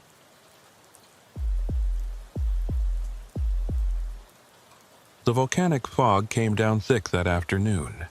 the kind of weather that made the saddle road between Hilo and Kona feel like driving through a cloud that had decided to settle on the ground and stay there. Deputy Kaimana Kahili had worked this stretch of the Big Island for 3 years now, long enough to know that when the fog rolled in off Kilauea and mixed with the rain clouds that built up over Mauna Kea, visibility could drop to almost nothing in minutes. He was driving slowly, flashers on, when the call came through from his lieutenant. There was an abandoned vehicle reported about 8 miles ahead, sitting on the shoulder near mile marker 43, and could he check it out when he reached that location? Kaimana acknowledged the call and continued driving, his headlights barely penetrating the gray soup that surrounded his patrol vehicle. The saddle road wasn't technically his primary patrol area, but the department was stretched thin today with 2 deputies out sick and another tied up with a domestic situation in Hilo that had been going on for hours. Lieutenant Nohea Kapuli had asked him to cover this sector as a favor.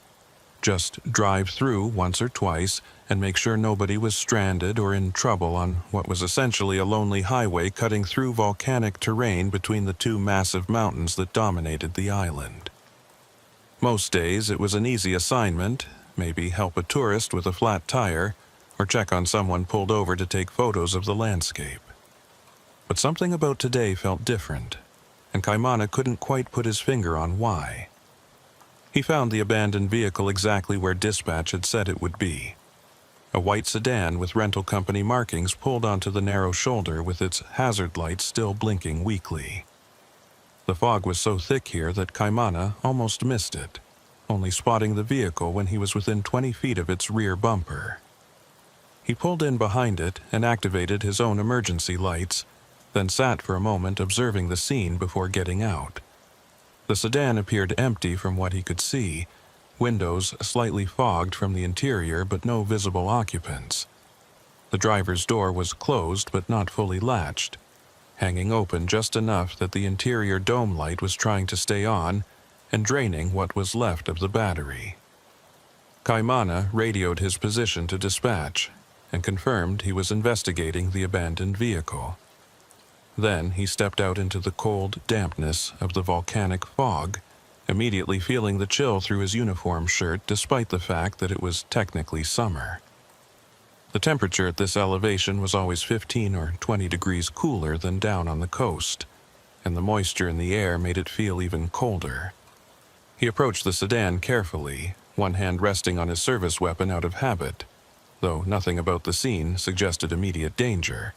Just an empty rental car on a foggy road, probably some tourist who'd gotten spooked by the weather and called for a ride rather than continuing to drive in these conditions. But when he looked inside the vehicle, things started feeling wrong. The keys were still in the ignition, turned to the off position but not removed. A woman's purse sat on the passenger seat, wallet visible inside, and what looked like a passport or similar document tucked into the side pocket. The rental agreement was in the center console, made out to someone named Sarah with a Honolulu address, and on the back seat was a small roller suitcase, unzipped, and with clothing visible inside like someone had been searching through it. None of that made sense for someone who'd simply abandoned their vehicle because of bad weather. People didn't leave their identification and money behind unless something had forced them to leave in a hurry. Kaimana opened the driver's door fully and checked the registration and rental paperwork more carefully. The vehicle had been rented 3 days ago from the Kona airport, due back tomorrow. The contract showed the renter as a mainland tourist, and the emergency contact number listed a California area code. He photographed the documents with his phone and then began searching the immediate area around the vehicle, looking for any sign of where the driver might have gone or what might have caused them to abandon the car so abruptly. The shoulder here was barely wide enough for a vehicle, with rough volcanic rock dropping away steeply on the ocean side and rising up toward the mountain on the other side. After circling the vehicle twice and finding nothing obvious, Kaimana returned to his patrol car and radioed a more detailed report to dispatch. He described the abandoned rental, the personal belongings left inside, and his assessment that this didn't appear to be a simple breakdown or weather-related abandonment. Dispatch acknowledged and stated they'd try calling the emergency contact number from the rental agreement to see if they could reach the vehicle's renter or someone who knew their plans. In the meantime, dispatch asked if Kaimana wanted them to contact Park Ranger Mahina Mahalona, who worked the Mauna Kea access roads and might have seen something relevant while doing her rounds earlier in the day. Kaimana confirmed that would be helpful, then made a decision to wait with the vehicle rather than continuing his patrol. Something about this situation was triggering his instincts, the same feeling he got when a routine call was about to turn into something more serious. He'd learned to trust that feeling over his years on the job, and right now it was telling him that whoever had been driving this rental car hadn't left voluntarily and might be in trouble somewhere nearby. The fog was actually getting thicker, reducing visibility to maybe 50 feet in any direction, which meant if someone was injured or lost in this area, finding them was going to be extremely difficult. About 10 minutes later, Park Ranger Mahina Mahalona pulled up in her distinctive green National Park Service vehicle, emerging from the fog like a ghost materializing out of the mist. Mahina was a veteran ranger who'd worked the Big Island for over a decade, and she knew the terrain around both Mauna Kea and Mauna Loa better than almost anyone. She walked over to Kaimana's patrol car, and he filled her in on what he'd found. Mahina listened carefully, then walked over to examine the rental car herself, taking her time to look at details that Kaimana had already documented. When she came back, her expression was troubled. She stated that she'd driven this section of road about 3 hours ago during her regular patrol, and she was almost certain this vehicle hadn't been here at that time. She'd been specifically watching the shoulders because of the fog conditions, making sure nobody was stranded or in distress, and she would have noticed a white sedan with its flashers on. That meant the vehicle had been abandoned within the last 3 hours, which narrowed the timeline significantly. More importantly, Mahina added, there was something odd about where the vehicle was positioned. The shoulder here wasn't a natural place to pull over because it was too narrow, and the drop-off was too steep. If someone had engine trouble or needed to stop for weather, there were better spots within a quarter mile in either direction where pulling over would be safer. Kaimana asked what she thought that meant. Mahina hesitated, then said that in her experience, when vehicles ended up in awkward locations like this, it usually meant the driver had been forced to stop suddenly rather than choosing to pull over.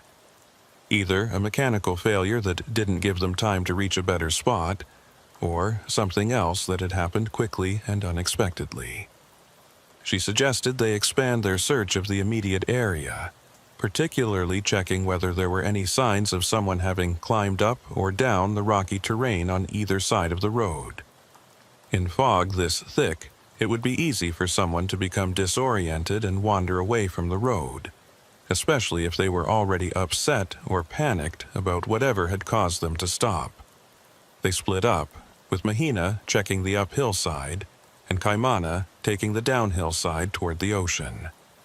The volcanic rock here was rough and unstable, the kind of terrain that could twist an ankle or cause a serious fall if you weren't careful about where you stepped.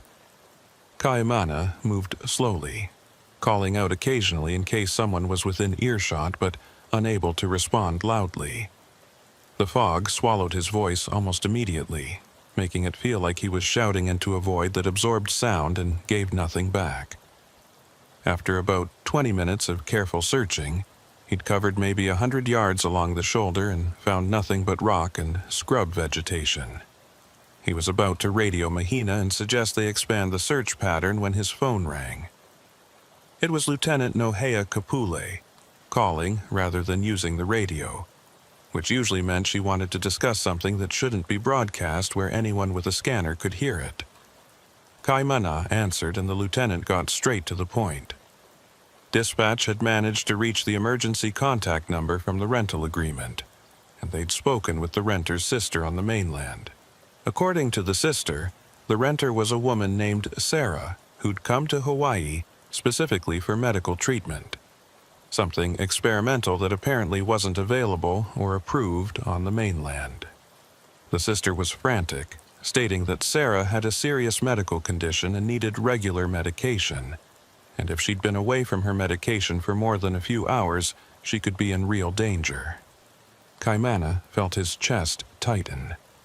This had just escalated from a suspicious abandoned vehicle to a potential medical emergency involving someone who might be critically ill and lost in terrain where finding them would be difficult, even in good conditions. He asked Lieutenant Kapule if the sister knew what kind of medical condition they were dealing with.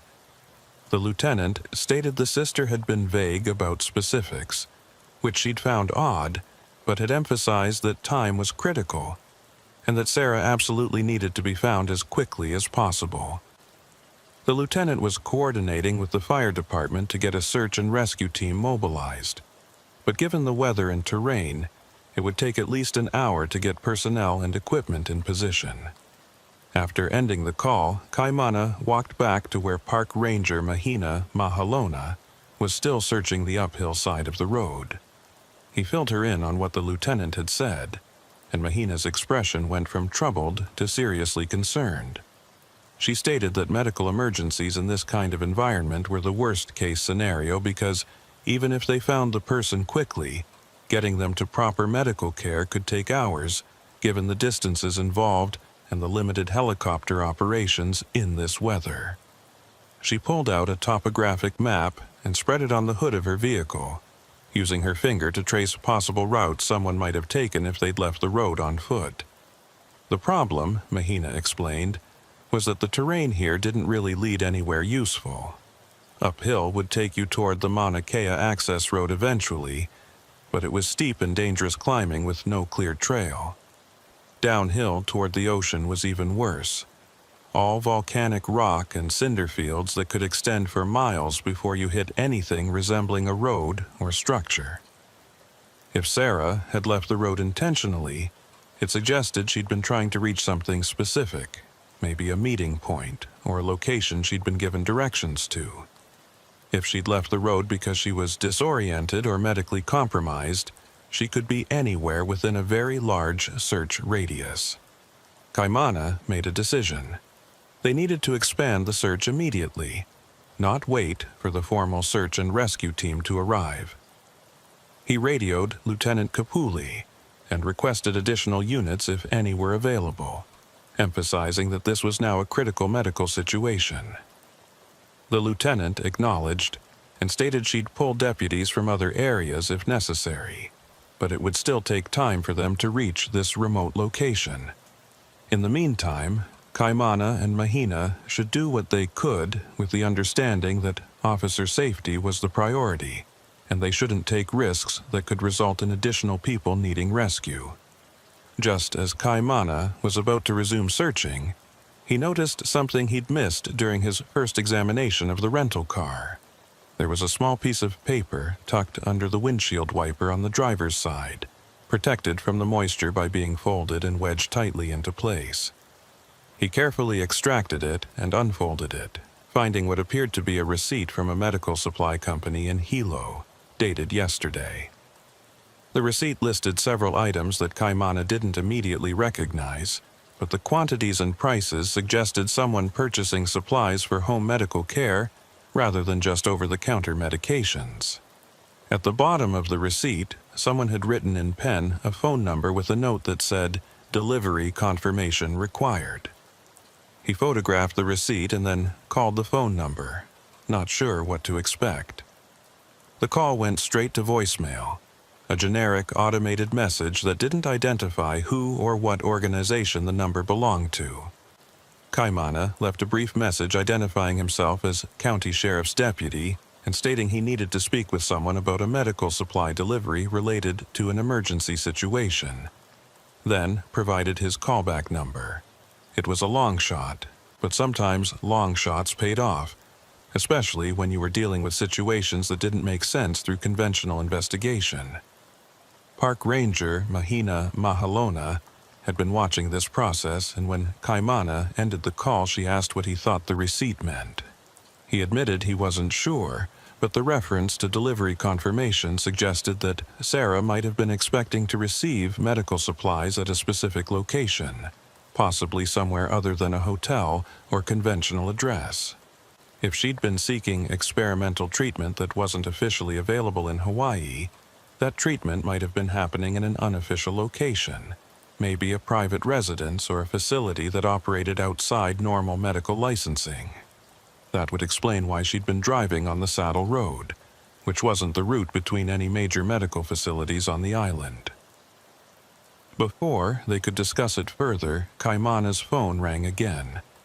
It was a number he didn't recognize, a local area code, but not one stored in his contacts. He answered and found himself speaking with someone who identified themselves as being associated with a medical research program on the Big Island. The person said they'd received his voicemail and wanted to clarify some things before providing information.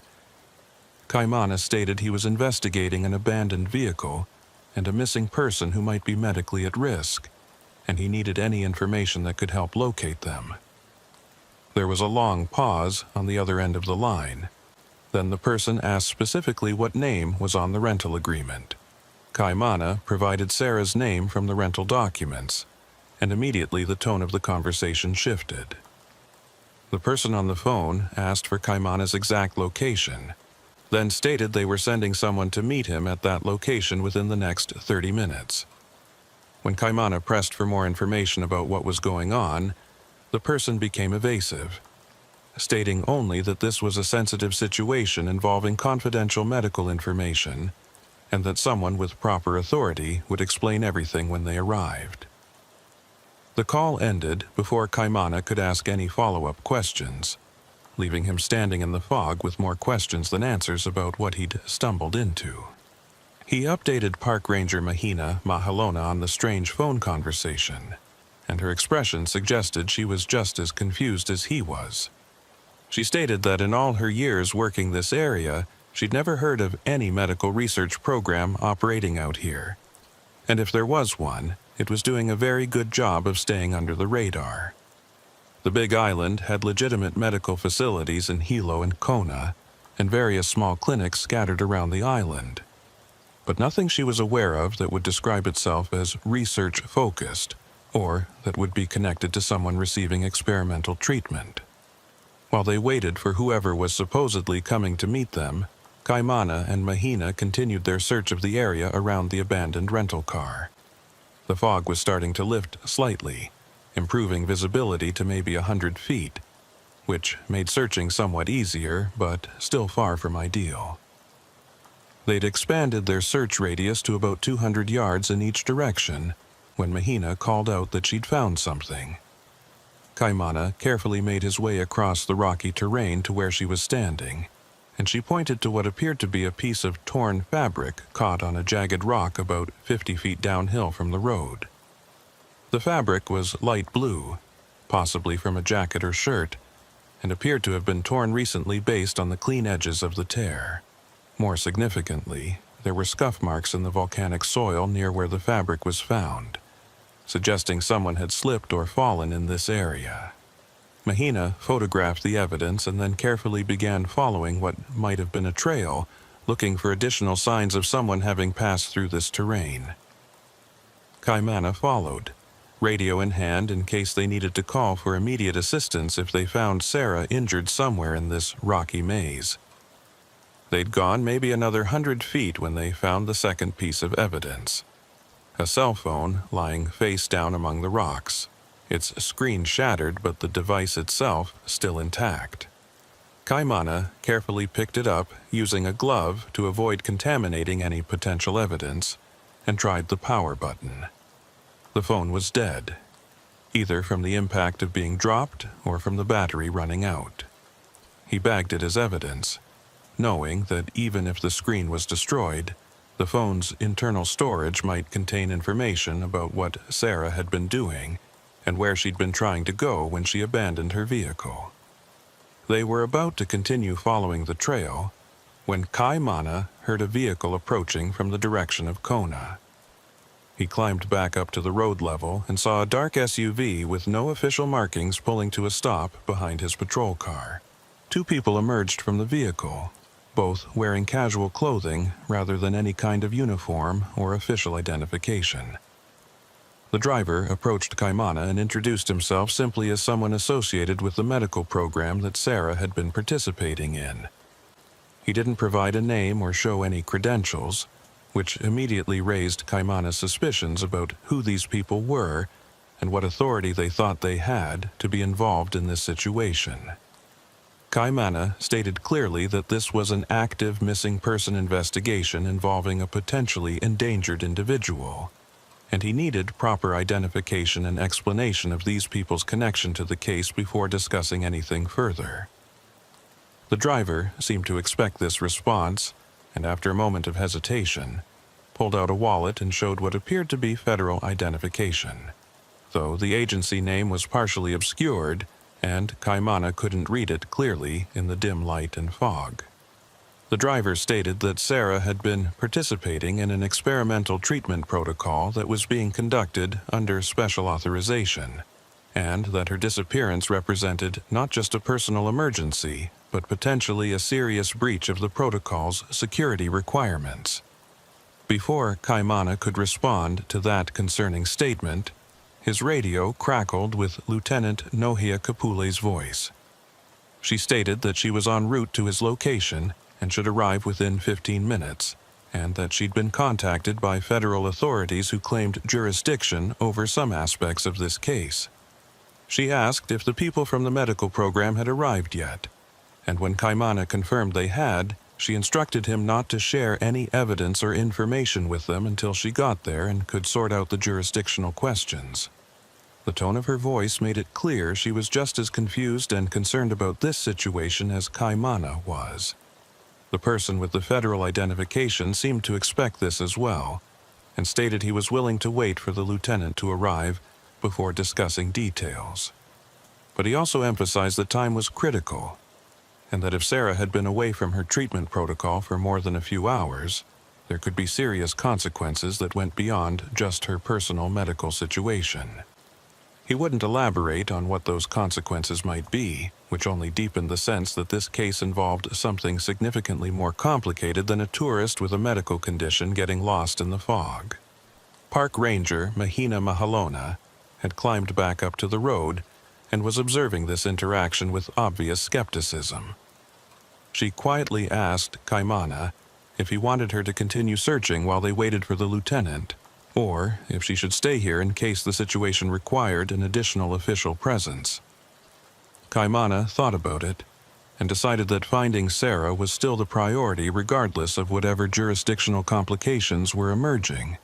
So he asked Mahina to continue following the trail they'd found while he dealt with the federal people and waited for Lieutenant Kapule to arrive. As Mahina headed back down into the rocky terrain, Kaimana positioned himself between his patrol car and the federal SUV, making it clear through his body language that he was maintaining control of this scene until his supervisor arrived and decided otherwise. The two federal people seemed content to wait, though they kept glancing at their watches and occasionally speaking quietly to each other in tones too low for Kaimana to hear. Whatever was going on here, it was clear these people knew more than they were saying, and their priority seemed to be protecting some kind of official secret, rather than helping find a missing person who might be in medical danger. The wait felt longer than 15 minutes, but eventually Lieutenant Nohea Kapule's vehicle emerged from the fog, pulling in behind the growing line of parked cars on the narrow shoulder. The lieutenant was a 20-year veteran of the department, someone who'd worked her way up through the ranks and who had a reputation for not tolerating bureaucratic games when public safety was at stake. She approached the scene with her badge clearly visible and immediately asked the federal people to show their credentials and explain their presence at what was currently a county sheriff's investigation. The driver produced his identification again, this time allowing the lieutenant to examine it more closely. Whatever she saw apparently satisfied her that these were legitimate federal agents of some kind, because her posture relaxed slightly, though her expression remained skeptical. She asked directly what federal interest there was in a missing tourist with a medical condition, and why federal agents were showing up at a remote location on the Big Island faster than they could possibly have responded from Honolulu unless they'd already been nearby and monitoring the situation.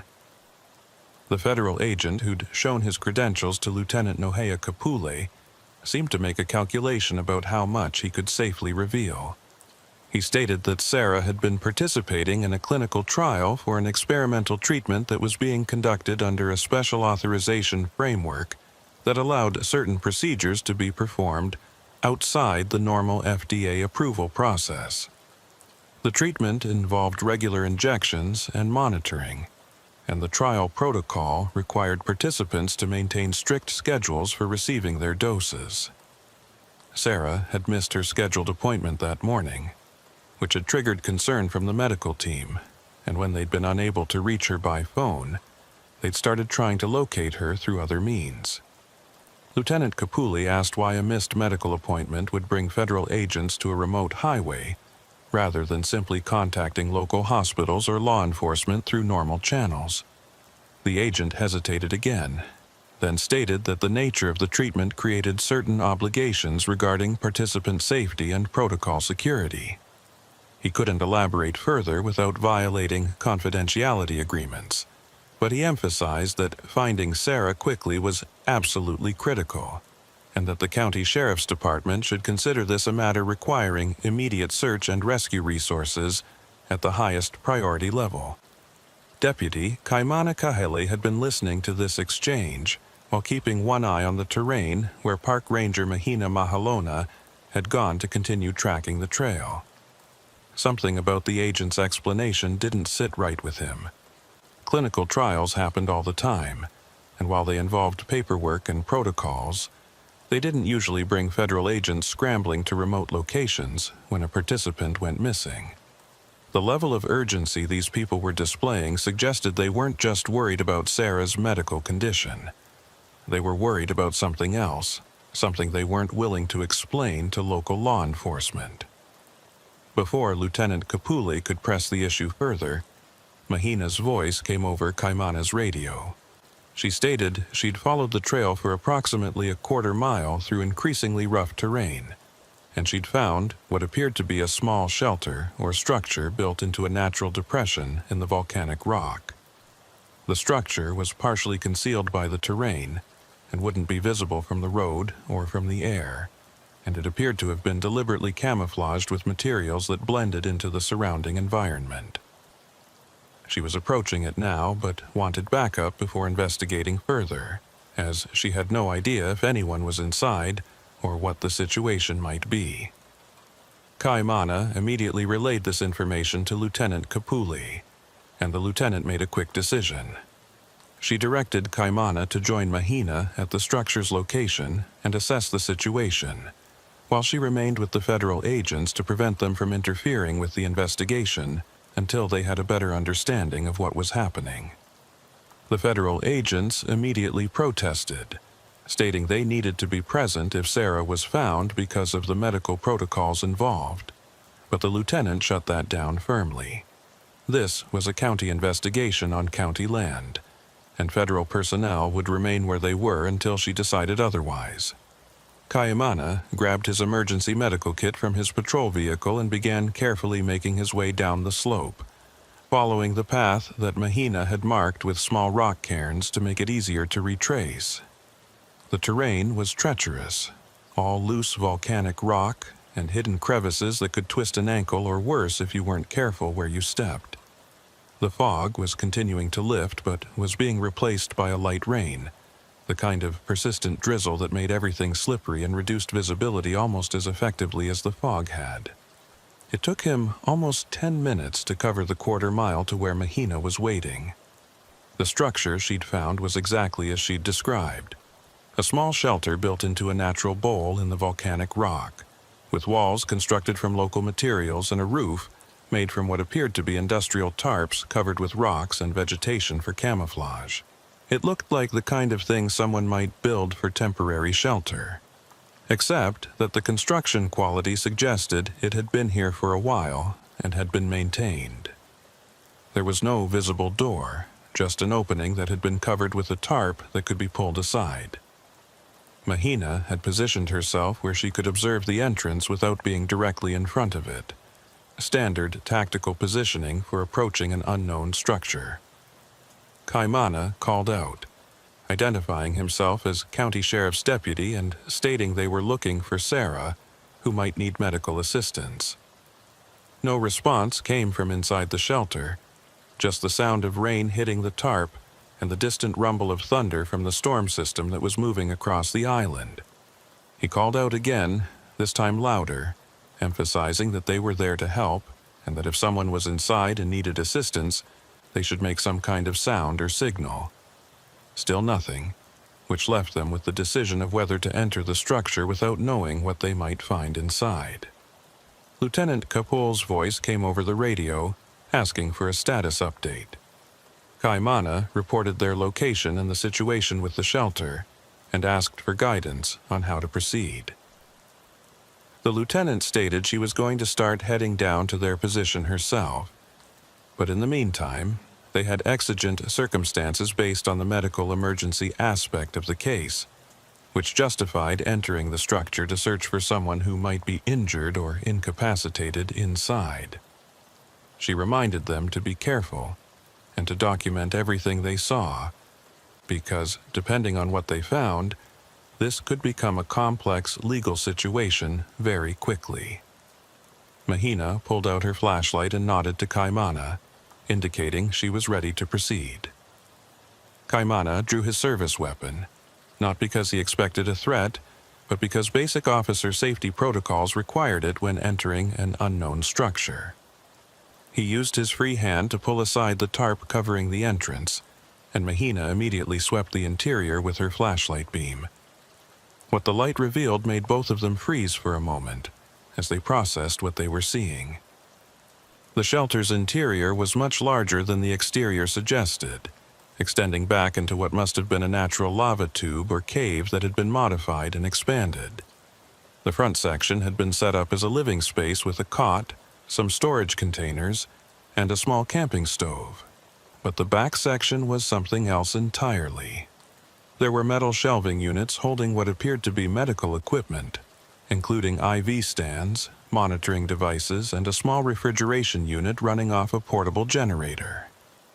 On one of the shelves were rows of vials containing clear liquid, each carefully labeled with dates and codes that meant nothing to Kaimana. And lying on the cot in the front section, partially covered by a blanket, was a woman who matched the description of Sarah from the rental car documents. Kaimana holstered his weapon and immediately went to check on Sarah, while Mahina covered him and scanned the rest of the space for any threats. Sarah was breathing, but unconscious, her skin pale and cool to the touch. Her pulse was weak but steady, and there were no obvious signs of trauma or injury. What Kaimana did notice were recent injection sites on her arms, multiple small puncture marks that suggested she'd been receiving regular injections of something. Next to the cot was a small medical waste container holding used syringes and empty vials, and a handwritten log that appeared to track injection times and dosages. He immediately radioed Lieutenant Kapule with an update.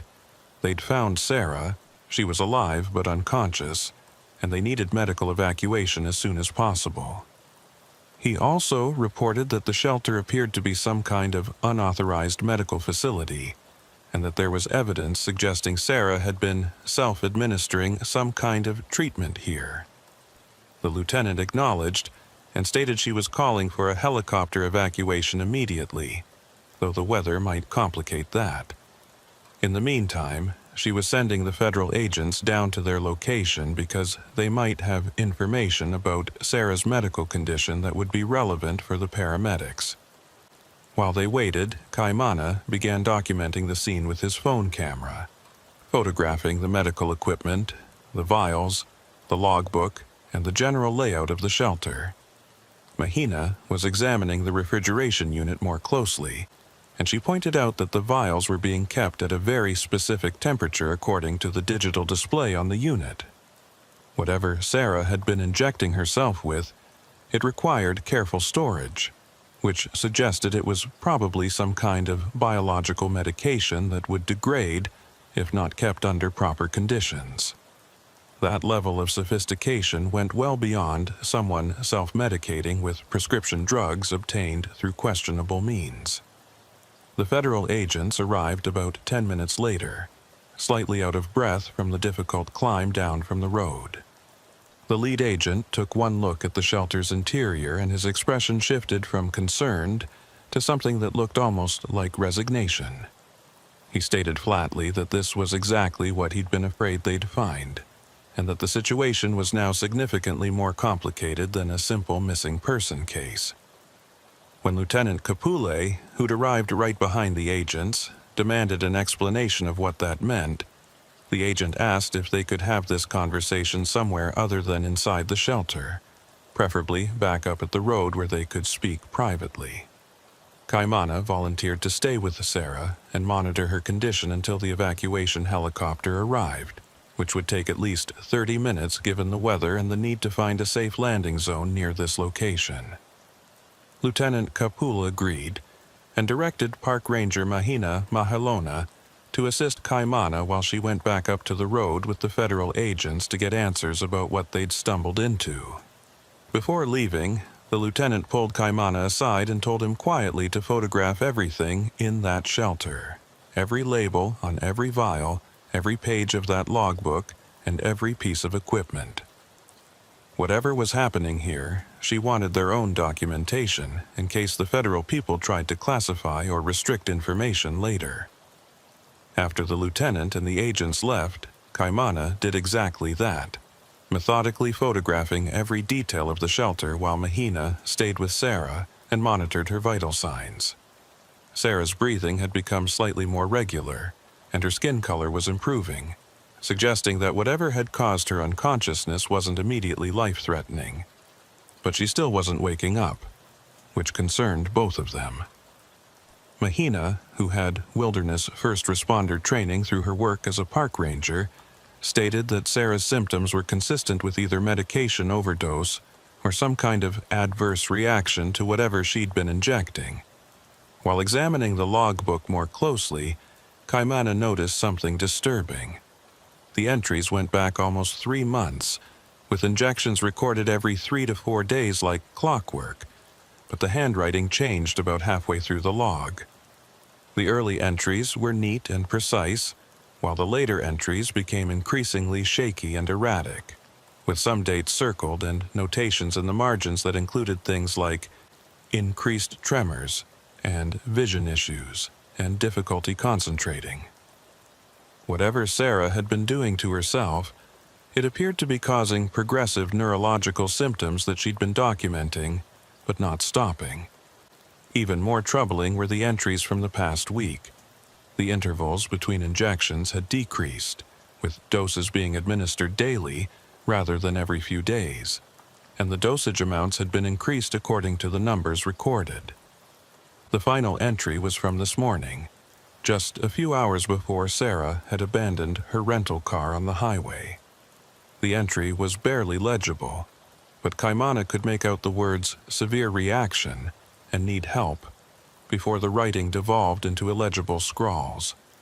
Whatever had happened, Sarah had apparently known she was in trouble and had been trying to get help, but something had prevented her from completing that journey. The sound of rotor blades announced the arrival of the medical helicopter, and Kaimana could hear it circling above, trying to find a safe place to land in the difficult terrain and weather. The pilot's voice came over his radio, stating they'd identified a relatively flat area about 200 yards from the shelter's location where they could set down briefly, but the weather was marginal and they'd need to make this quick. Kaimana acknowledged and began preparing to move Sarah, working with Mahina to secure her in a way that would allow them to carry her across the rough terrain to the landing zone. They were in the process of carefully lifting Sarah when her eyes suddenly opened. She looked around in confusion and panic, trying to sit up and push them away. Kaimana immediately identified himself and Mahina, explaining they were law enforcement and park service and that they were getting her medical help. But Sarah's response was unexpected and alarming. She grabbed Kaimana's arm with surprising strength and said, clearly despite her obvious distress, that she couldn't go to a regular hospital, that they didn't understand what she'd been taking, and if they tried to treat her conventionally, it could kill her. She needed to speak with someone from the program, someone who understood the protocol. Kaimana tried to calm her down, stating that the federal agents from her program were here and would meet her at the hospital, but Sarah shook her head violently. She insisted that she needed to speak with them now before she was moved, because there were things she needed to tell someone before her memory got worse. She struggled to reach into her jacket pocket and pulled out a small thumb drive, pressing it into Kaimana's hand. She said the drive contained documentation about the treatment program, about what she'd discovered about the protocol, and about why she thought the program wasn't what she'd been told it was. She made him promise to get the drive to someone in law enforcement who wasn't connected to the federal program, someone who could investigate independently. Before Kaimana could ask what she meant by that, Sarah's eyes rolled back and she lost consciousness again. Mahina checked her pulse and confirmed it was still present but weakening, and stated they needed to get her to the helicopter immediately. They resumed their careful movement across the terrain, with Kaimana pocketing the thumb drive and making a mental note to tell Lieutenant Kapoor about it as soon as they reached the landing zone. Whatever Sarah had been trying to say, it suggested the experimental treatment program wasn't as legitimate or benign as the federal agents had implied. The helicopter crew met them halfway with a litter, and within minutes they had Sarah loaded and were lifting off into the rain-soaked sky. The pilot confirmed they were heading to the hospital in Hilo, and that he'd radioed ahead to have emergency room staff prepared for a patient with unknown medication complications. Kaimana watched the helicopter disappear into the clouds, then turned to Mahina and showed her the thumb drive Sarah had given him. Mahina's expression was grim as she stated they needed to get that to Lieutenant Kapule immediately, before the federal agents asked if Sarah had said anything or given them anything. They made their way back up to the road, arriving muddy and exhausted to find Lieutenant Kapule in what appeared to be a heated discussion with the lead federal agent. The lieutenant saw them approaching and broke away from the conversation, walking over to meet them away from the agents. Kaimana quietly explained what Sarah had said and handed over the thumb drive. The lieutenant examined it for a moment, then tucked it into her pocket and stated they'd be taking it to the department's tech specialist to see what was on it before anyone else knew it existed. The federal agent tried to approach and ask if Sarah had regained consciousness or said anything, but Lieutenant Kapule cut him off and stated that Sarah had been unconscious throughout the evacuation and they had nothing to report at this time. The agent didn't look convinced, but he also couldn't prove otherwise.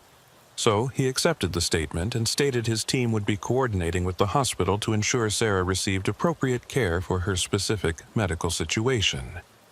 He also stated that the shelter and all its contents were now part of a federal investigation and would need to be secured and processed by federal personnel. Lieutenant Kapule responded that the shelter was located on state land and had been discovered during a county investigation, which meant it fell under state jurisdiction until a federal court order said otherwise. The agent started to argue, but the lieutenant shut it down, stating she wasn't going to debate jurisdiction on the side of a highway in the rain. If the federal government wanted to assert jurisdiction over the shelter, they could file the appropriate paperwork and she'd review it. Until then, the site was a crime scene under county control and would be processed accordingly. She directed Deputy Kaimana Kahale to remain at the location and secure the scene until evidence technicians could arrive to document and collect everything. The federal agents clearly weren't happy with this decision, but they also didn't have the legal authority to override it, at least not immediately. They got back in their SUV and left, presumably to contact their supervisors and start the process of asserting federal jurisdiction. As soon as they were gone, Lieutenant Kapule gathered Kaimana and Mahina together and spoke quietly. She stated that something about this whole situation felt wrong, and that she wanted them to be extremely careful about who they shared information with until they better understood what they were dealing with. She explained that during her conversation with the federal agents up at the road, they'd claimed the experimental treatment was a legitimate clinical trial approved through special authorization channels. But when she'd pressed for specific details about what agency had granted the authorization and what the treatment was designed to address, the agents had become vague and defensive. They'd cited patient privacy laws and national security considerations, which were standard bureaucratic deflections when federal agencies didn't want to answer questions. But in her experience, legitimate medical research programs were usually happy to explain what they were doing in general terms, even if they couldn't discuss specific patient details. Park Ranger Mahina Mahalona asked the obvious question: what did the lieutenant think was really going on? The lieutenant admitted she didn't know yet, but her working theory was that they were looking at either an unauthorized medical experiment that was being conducted outside proper oversight, or possibly a legitimate program that had gone wrong and was now trying to cover up problems. Either way, Sarah's warning about the program not being what she'd been told suggested there were serious ethical issues at play, and the thumb drive she'd handed over might contain evidence of those issues. The rain was getting heavier, making it clear that processing the shelter site was going to be miserable work, but it was necessary. Lieutenant Kapule called for additional units and evidence technicians, emphasizing this was a priority scene that needed to be documented before weather destroyed evidence or federal agents returned with court orders. She also contacted the department's legal advisor to get guidance on how to handle the jurisdictional dispute with the federal agents, because she fully expected them to return with more aggressive assertions of federal authority once they'd consulted with their supervisors. While they waited for backup to arrive, Kaimana walked Lieutenant Kapuo through everything he and Mahina had observed in the shelter, including the medical equipment, the labeled vials, the logbook entries showing Sarah's deteriorating condition, and the evidence of self-injection over an extended period. The lieutenant photographed all of his photos using her phone, creating a backup of the documentation in case something happened to the original files. She also made Kaimana write out a detailed statement right then while events were fresh, wanting a contemporaneous record that could be used later if the case ended up in court. About 40 minutes later, evidence technicians arrived along with 2 additional deputies who would help secure the scene perimeter. Lieutenant Kapule directed them to document everything in the shelter before removing anything, and to pay particular attention to the vials and the refrigeration unit, since those might contain evidence of what substance Sarah had been injecting. She also instructed them to photograph all serial numbers on equipment, in case they needed to trace where the items had been purchased, or who had set up the facility. While the evidence team worked, Kaimana received a call on his cell phone from ER nurse Leilani Kalama at the Hilo Hospital. Leilani was a friend from high school who'd become a nurse, and she was calling because she'd been assigned to Sarah's case when she arrived. Leilani stated quietly that the federal agents had shown up at the hospital within minutes of Sarah's arrival, and had been trying to assert control over her treatment, even attempting to give the medical staff specific instructions about what medications to administer or avoid. The ER doctor had pushed back, stating that he wasn't taking medical orders from non-medical personnel, but the situation had gotten tense, and Leilani thought law enforcement should know that federal agents were interfering with patient care. Kaimana thanked her for the heads-up and immediately relayed this information to Lieutenant Kapule.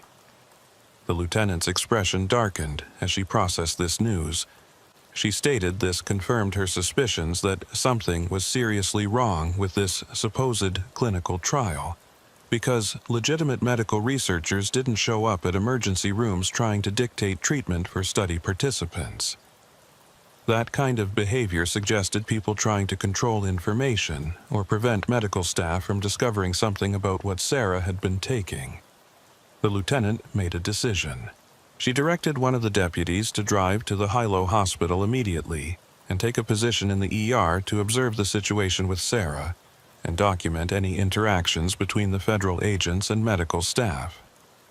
She also called the hospital administrator directly to inform them that Sarah was part of an active criminal investigation and that no one, including federal agents, should be allowed to interfere with her medical care or remove her from the facility without explicit approval from the sheriff's department. The administrator sounded surprised, but agreed to the restrictions and stated hospital security would be briefed accordingly. As afternoon transitioned into evening, the weather continued to deteriorate, and the evidence processing at the shelter became a race against time. The technicians managed to document the scene and collect the key evidence, including all the vials from the refrigeration unit, the logbook, and samples from the used syringes in the medical waste container. Everything was carefully packaged and transported up to the road where it could be loaded into vehicles for transport to the evidence facility. Lieutenant Capulli personally took custody of the vials and the logbook, stating she wanted those items under direct chain of custody, given their potential significance. Once the scene was processed and secured, Caimana was finally released from the location and told to head back to the station to complete his reports. The rain had soaked through his uniform and he was cold and exhausted, but his mind was still processing everything they'd discovered. He kept thinking about Sarah's warning, about the program not being what she'd been told, and about her insistence that trying to treat her conventionally could be dangerous. What kind of experimental treatment would create that kind of situation? Back at the station, Lieutenant Capulli called Caimana into her office and closed the door. She stated that she'd had a chance to examine the thumb drive Sarah had given him, and what she'd found was disturbing enough that she'd decided to bypass normal channels and go straight to the state attorney general's office. The drive contained copies of consent forms, medical protocols, and email correspondence that Sarah had apparently been documenting over the past few months. According to the materials, the clinical trial she'd been participating in was testing a treatment for a degenerative neurological condition, but the consent forms contained language that essentially waived any liability for side effects and stated that participants understood they were receiving an experimental therapy that had not been tested for safety. More troubling were the email exchanges between Sarah and someone identified only as the program coordinator. In those exchanges, Sarah had been asking questions about side effects she was experiencing, particularly the tremors and vision problems documented in her logbook. The coordinator's responses had been dismissive, stating that minor side effects were expected and that discontinuing treatment would result in rapid progression of her underlying condition. But what really caught the lieutenant's attention was an email from 2 weeks ago where Sarah stated she'd done some research on the medication codes from the vials and couldn't find any record of them in FDA databases or scientific literature. She'd asked directly whether the treatment was approved, and the coordinator's response had been vague and defensive. Lieutenant Capul stated that based on this evidence, she believed they were looking at an unauthorized human medical experiment being conducted without proper oversight or safety protocols. The federal agent's involvement suggested there might be some government connection, or possibly a legitimate program that had gone rogue. But either way, people were being given experimental treatments that might be harmful and they weren't getting accurate information about the risks. Sarah's deteriorating condition documented in her logbook supported the conclusion that the treatment was causing significant harm. The question now was what to do with this information. If they went public or filed formal charges, the federal government would likely assert jurisdiction and classify the whole thing, potentially burying evidence and preventing accountability. But if they didn't act, there might be other people like Sarah participating in this program and being harmed. The lieutenant stated she was consulting with the Attorney General's office and with the State Health Department to determine the best approach. But in the meantime, they needed to keep investigating quietly and documenting everything they found. Over the following week, bits and pieces of information emerged that helped fill in the picture. The hospital in Hilo reported that Sarah's condition had stabilized once they'd flushed the unknown substance from her system, but she was experiencing significant neurological symptoms that the doctors were struggling to treat without knowing exactly what she'd been taking. Laboratory analysis of the vials from the shelter came back with disturbing results. The substance was a synthetic compound that didn't match any approved medication, and preliminary testing suggested it had both neurostimulant and neurotoxic properties that could explain Sarah's symptoms. Deputy Kaimana Kahele had been checking in regularly with ER nurse Leilani Kalama to get updates on Sarah's condition. Leilani reported that Sarah had periods of lucidity where she could communicate, but also periods of confusion and memory loss that were getting worse rather than better. During one lucid period, Sarah had told Leilani that there were at least 6 other people she knew of who were participating in the same treatment program.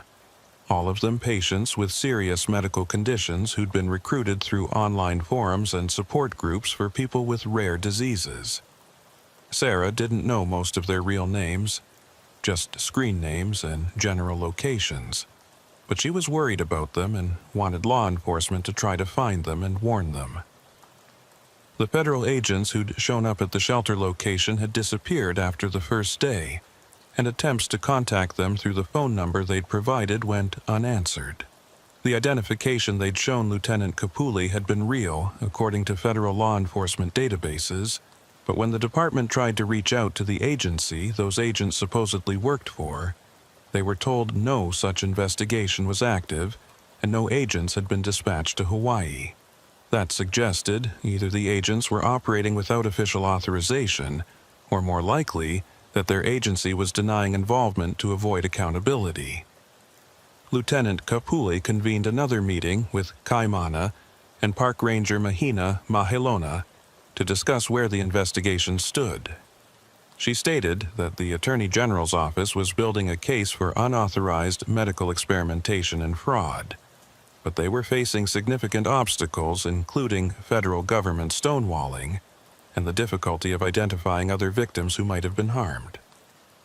The shelter site had been documented and dismantled, but they hadn't found any direct evidence of who had set it up or who was funding and organizing the program. The financial trail had dead-ended at shell companies and offshore accounts that would take months or years to untangle. What troubled the lieutenant most was the possibility that this wasn't an isolated incident. If someone had set up one unauthorized treatment site in rural Hawaii, they might have established others in different locations where oversight was limited, and desperate patients could be recruited to participate in dangerous experiments. The fact that Sarah had found the program through online forums suggested there was a sophisticated recruiting operation happening, targeting vulnerable people who were willing to take risks because conventional medicine had failed them. The investigation was going to continue, but it had effectively hit a wall. Without cooperation from the federal agents or the program organizers, and without being able to identify and interview other participants, they were left with one victim, one illegal facility, and a lot of unanswered questions about who was responsible and why. The Attorney General's office was considering various legal strategies, including filing civil charges that might force information disclosure through discovery processes, but that would take time and might ultimately be blocked by federal courts claiming jurisdiction. 3 weeks after finding the shelter, Deputy Kaimana Kahele drove back to the location where Sarah's rental car had been discovered. The vehicle had long since been towed and returned to the rental company, and the shoulder of the road looked like any other empty stretch of highway. But Kaimana knew that just a quarter-mile down that rocky slope, there had been a secret medical facility where someone had been conducting unauthorized experiments on desperate people. The facility was gone now, dismantled and documented, but the people responsible had vanished like smoke. He stood there in the fading light, looking out over the volcanic landscape and thinking about all the questions that would probably never be answered. Who had organized the program? How many people had participated? How many had been harmed? Where were the organizers now, and were they setting up new facilities in new locations to continue their work? The case remained open, but Kaimana had been in law enforcement long enough to recognize when an investigation was going to fade into the background. Filed away as unsolved and periodically reviewed, but never truly resolved. Sarah had survived, but her neurological symptoms were likely permanent according to the specialists who'd examined her. She'd returned to the mainland to be closer to family, but she'd left behind a statement describing her experience and expressing hope that law enforcement would find and stop whoever had recruited her into the program. That statement was part of the case file, along with all the photographs and evidence and documentation they'd collected. It sat in a folder somewhere in the department's system, waiting for the break that might never come. As Kaimana drove away from the location, heading back toward the station to finish his shift, he couldn't shake the feeling that they'd uncovered something significant but had failed to fully expose it. The people running that program were still out there, still recruiting victims, still conducting their experiments in secret locations where desperate people could be convinced to try treatments that might kill them. And unless something changed, unless some new evidence emerged or some participant came forward with information that could crack the case open, those people would continue operating with impunity. The saddle road stretched ahead through the gathering darkness, its curves disappearing into shadows that might hold answers, or might hold nothing at all. Some cases ended with justice. Others ended with knowledge that crimes had been committed but no way to hold anyone accountable. This one felt like the latter, and that weight would stay with Kaimana long after the official reports were filed and the investigation was marked as inactive pending new leads. The volcanic fog was rolling in again as he reached the station, reducing the world to a gray uncertainty that seemed appropriate for a case defined by questions without answers.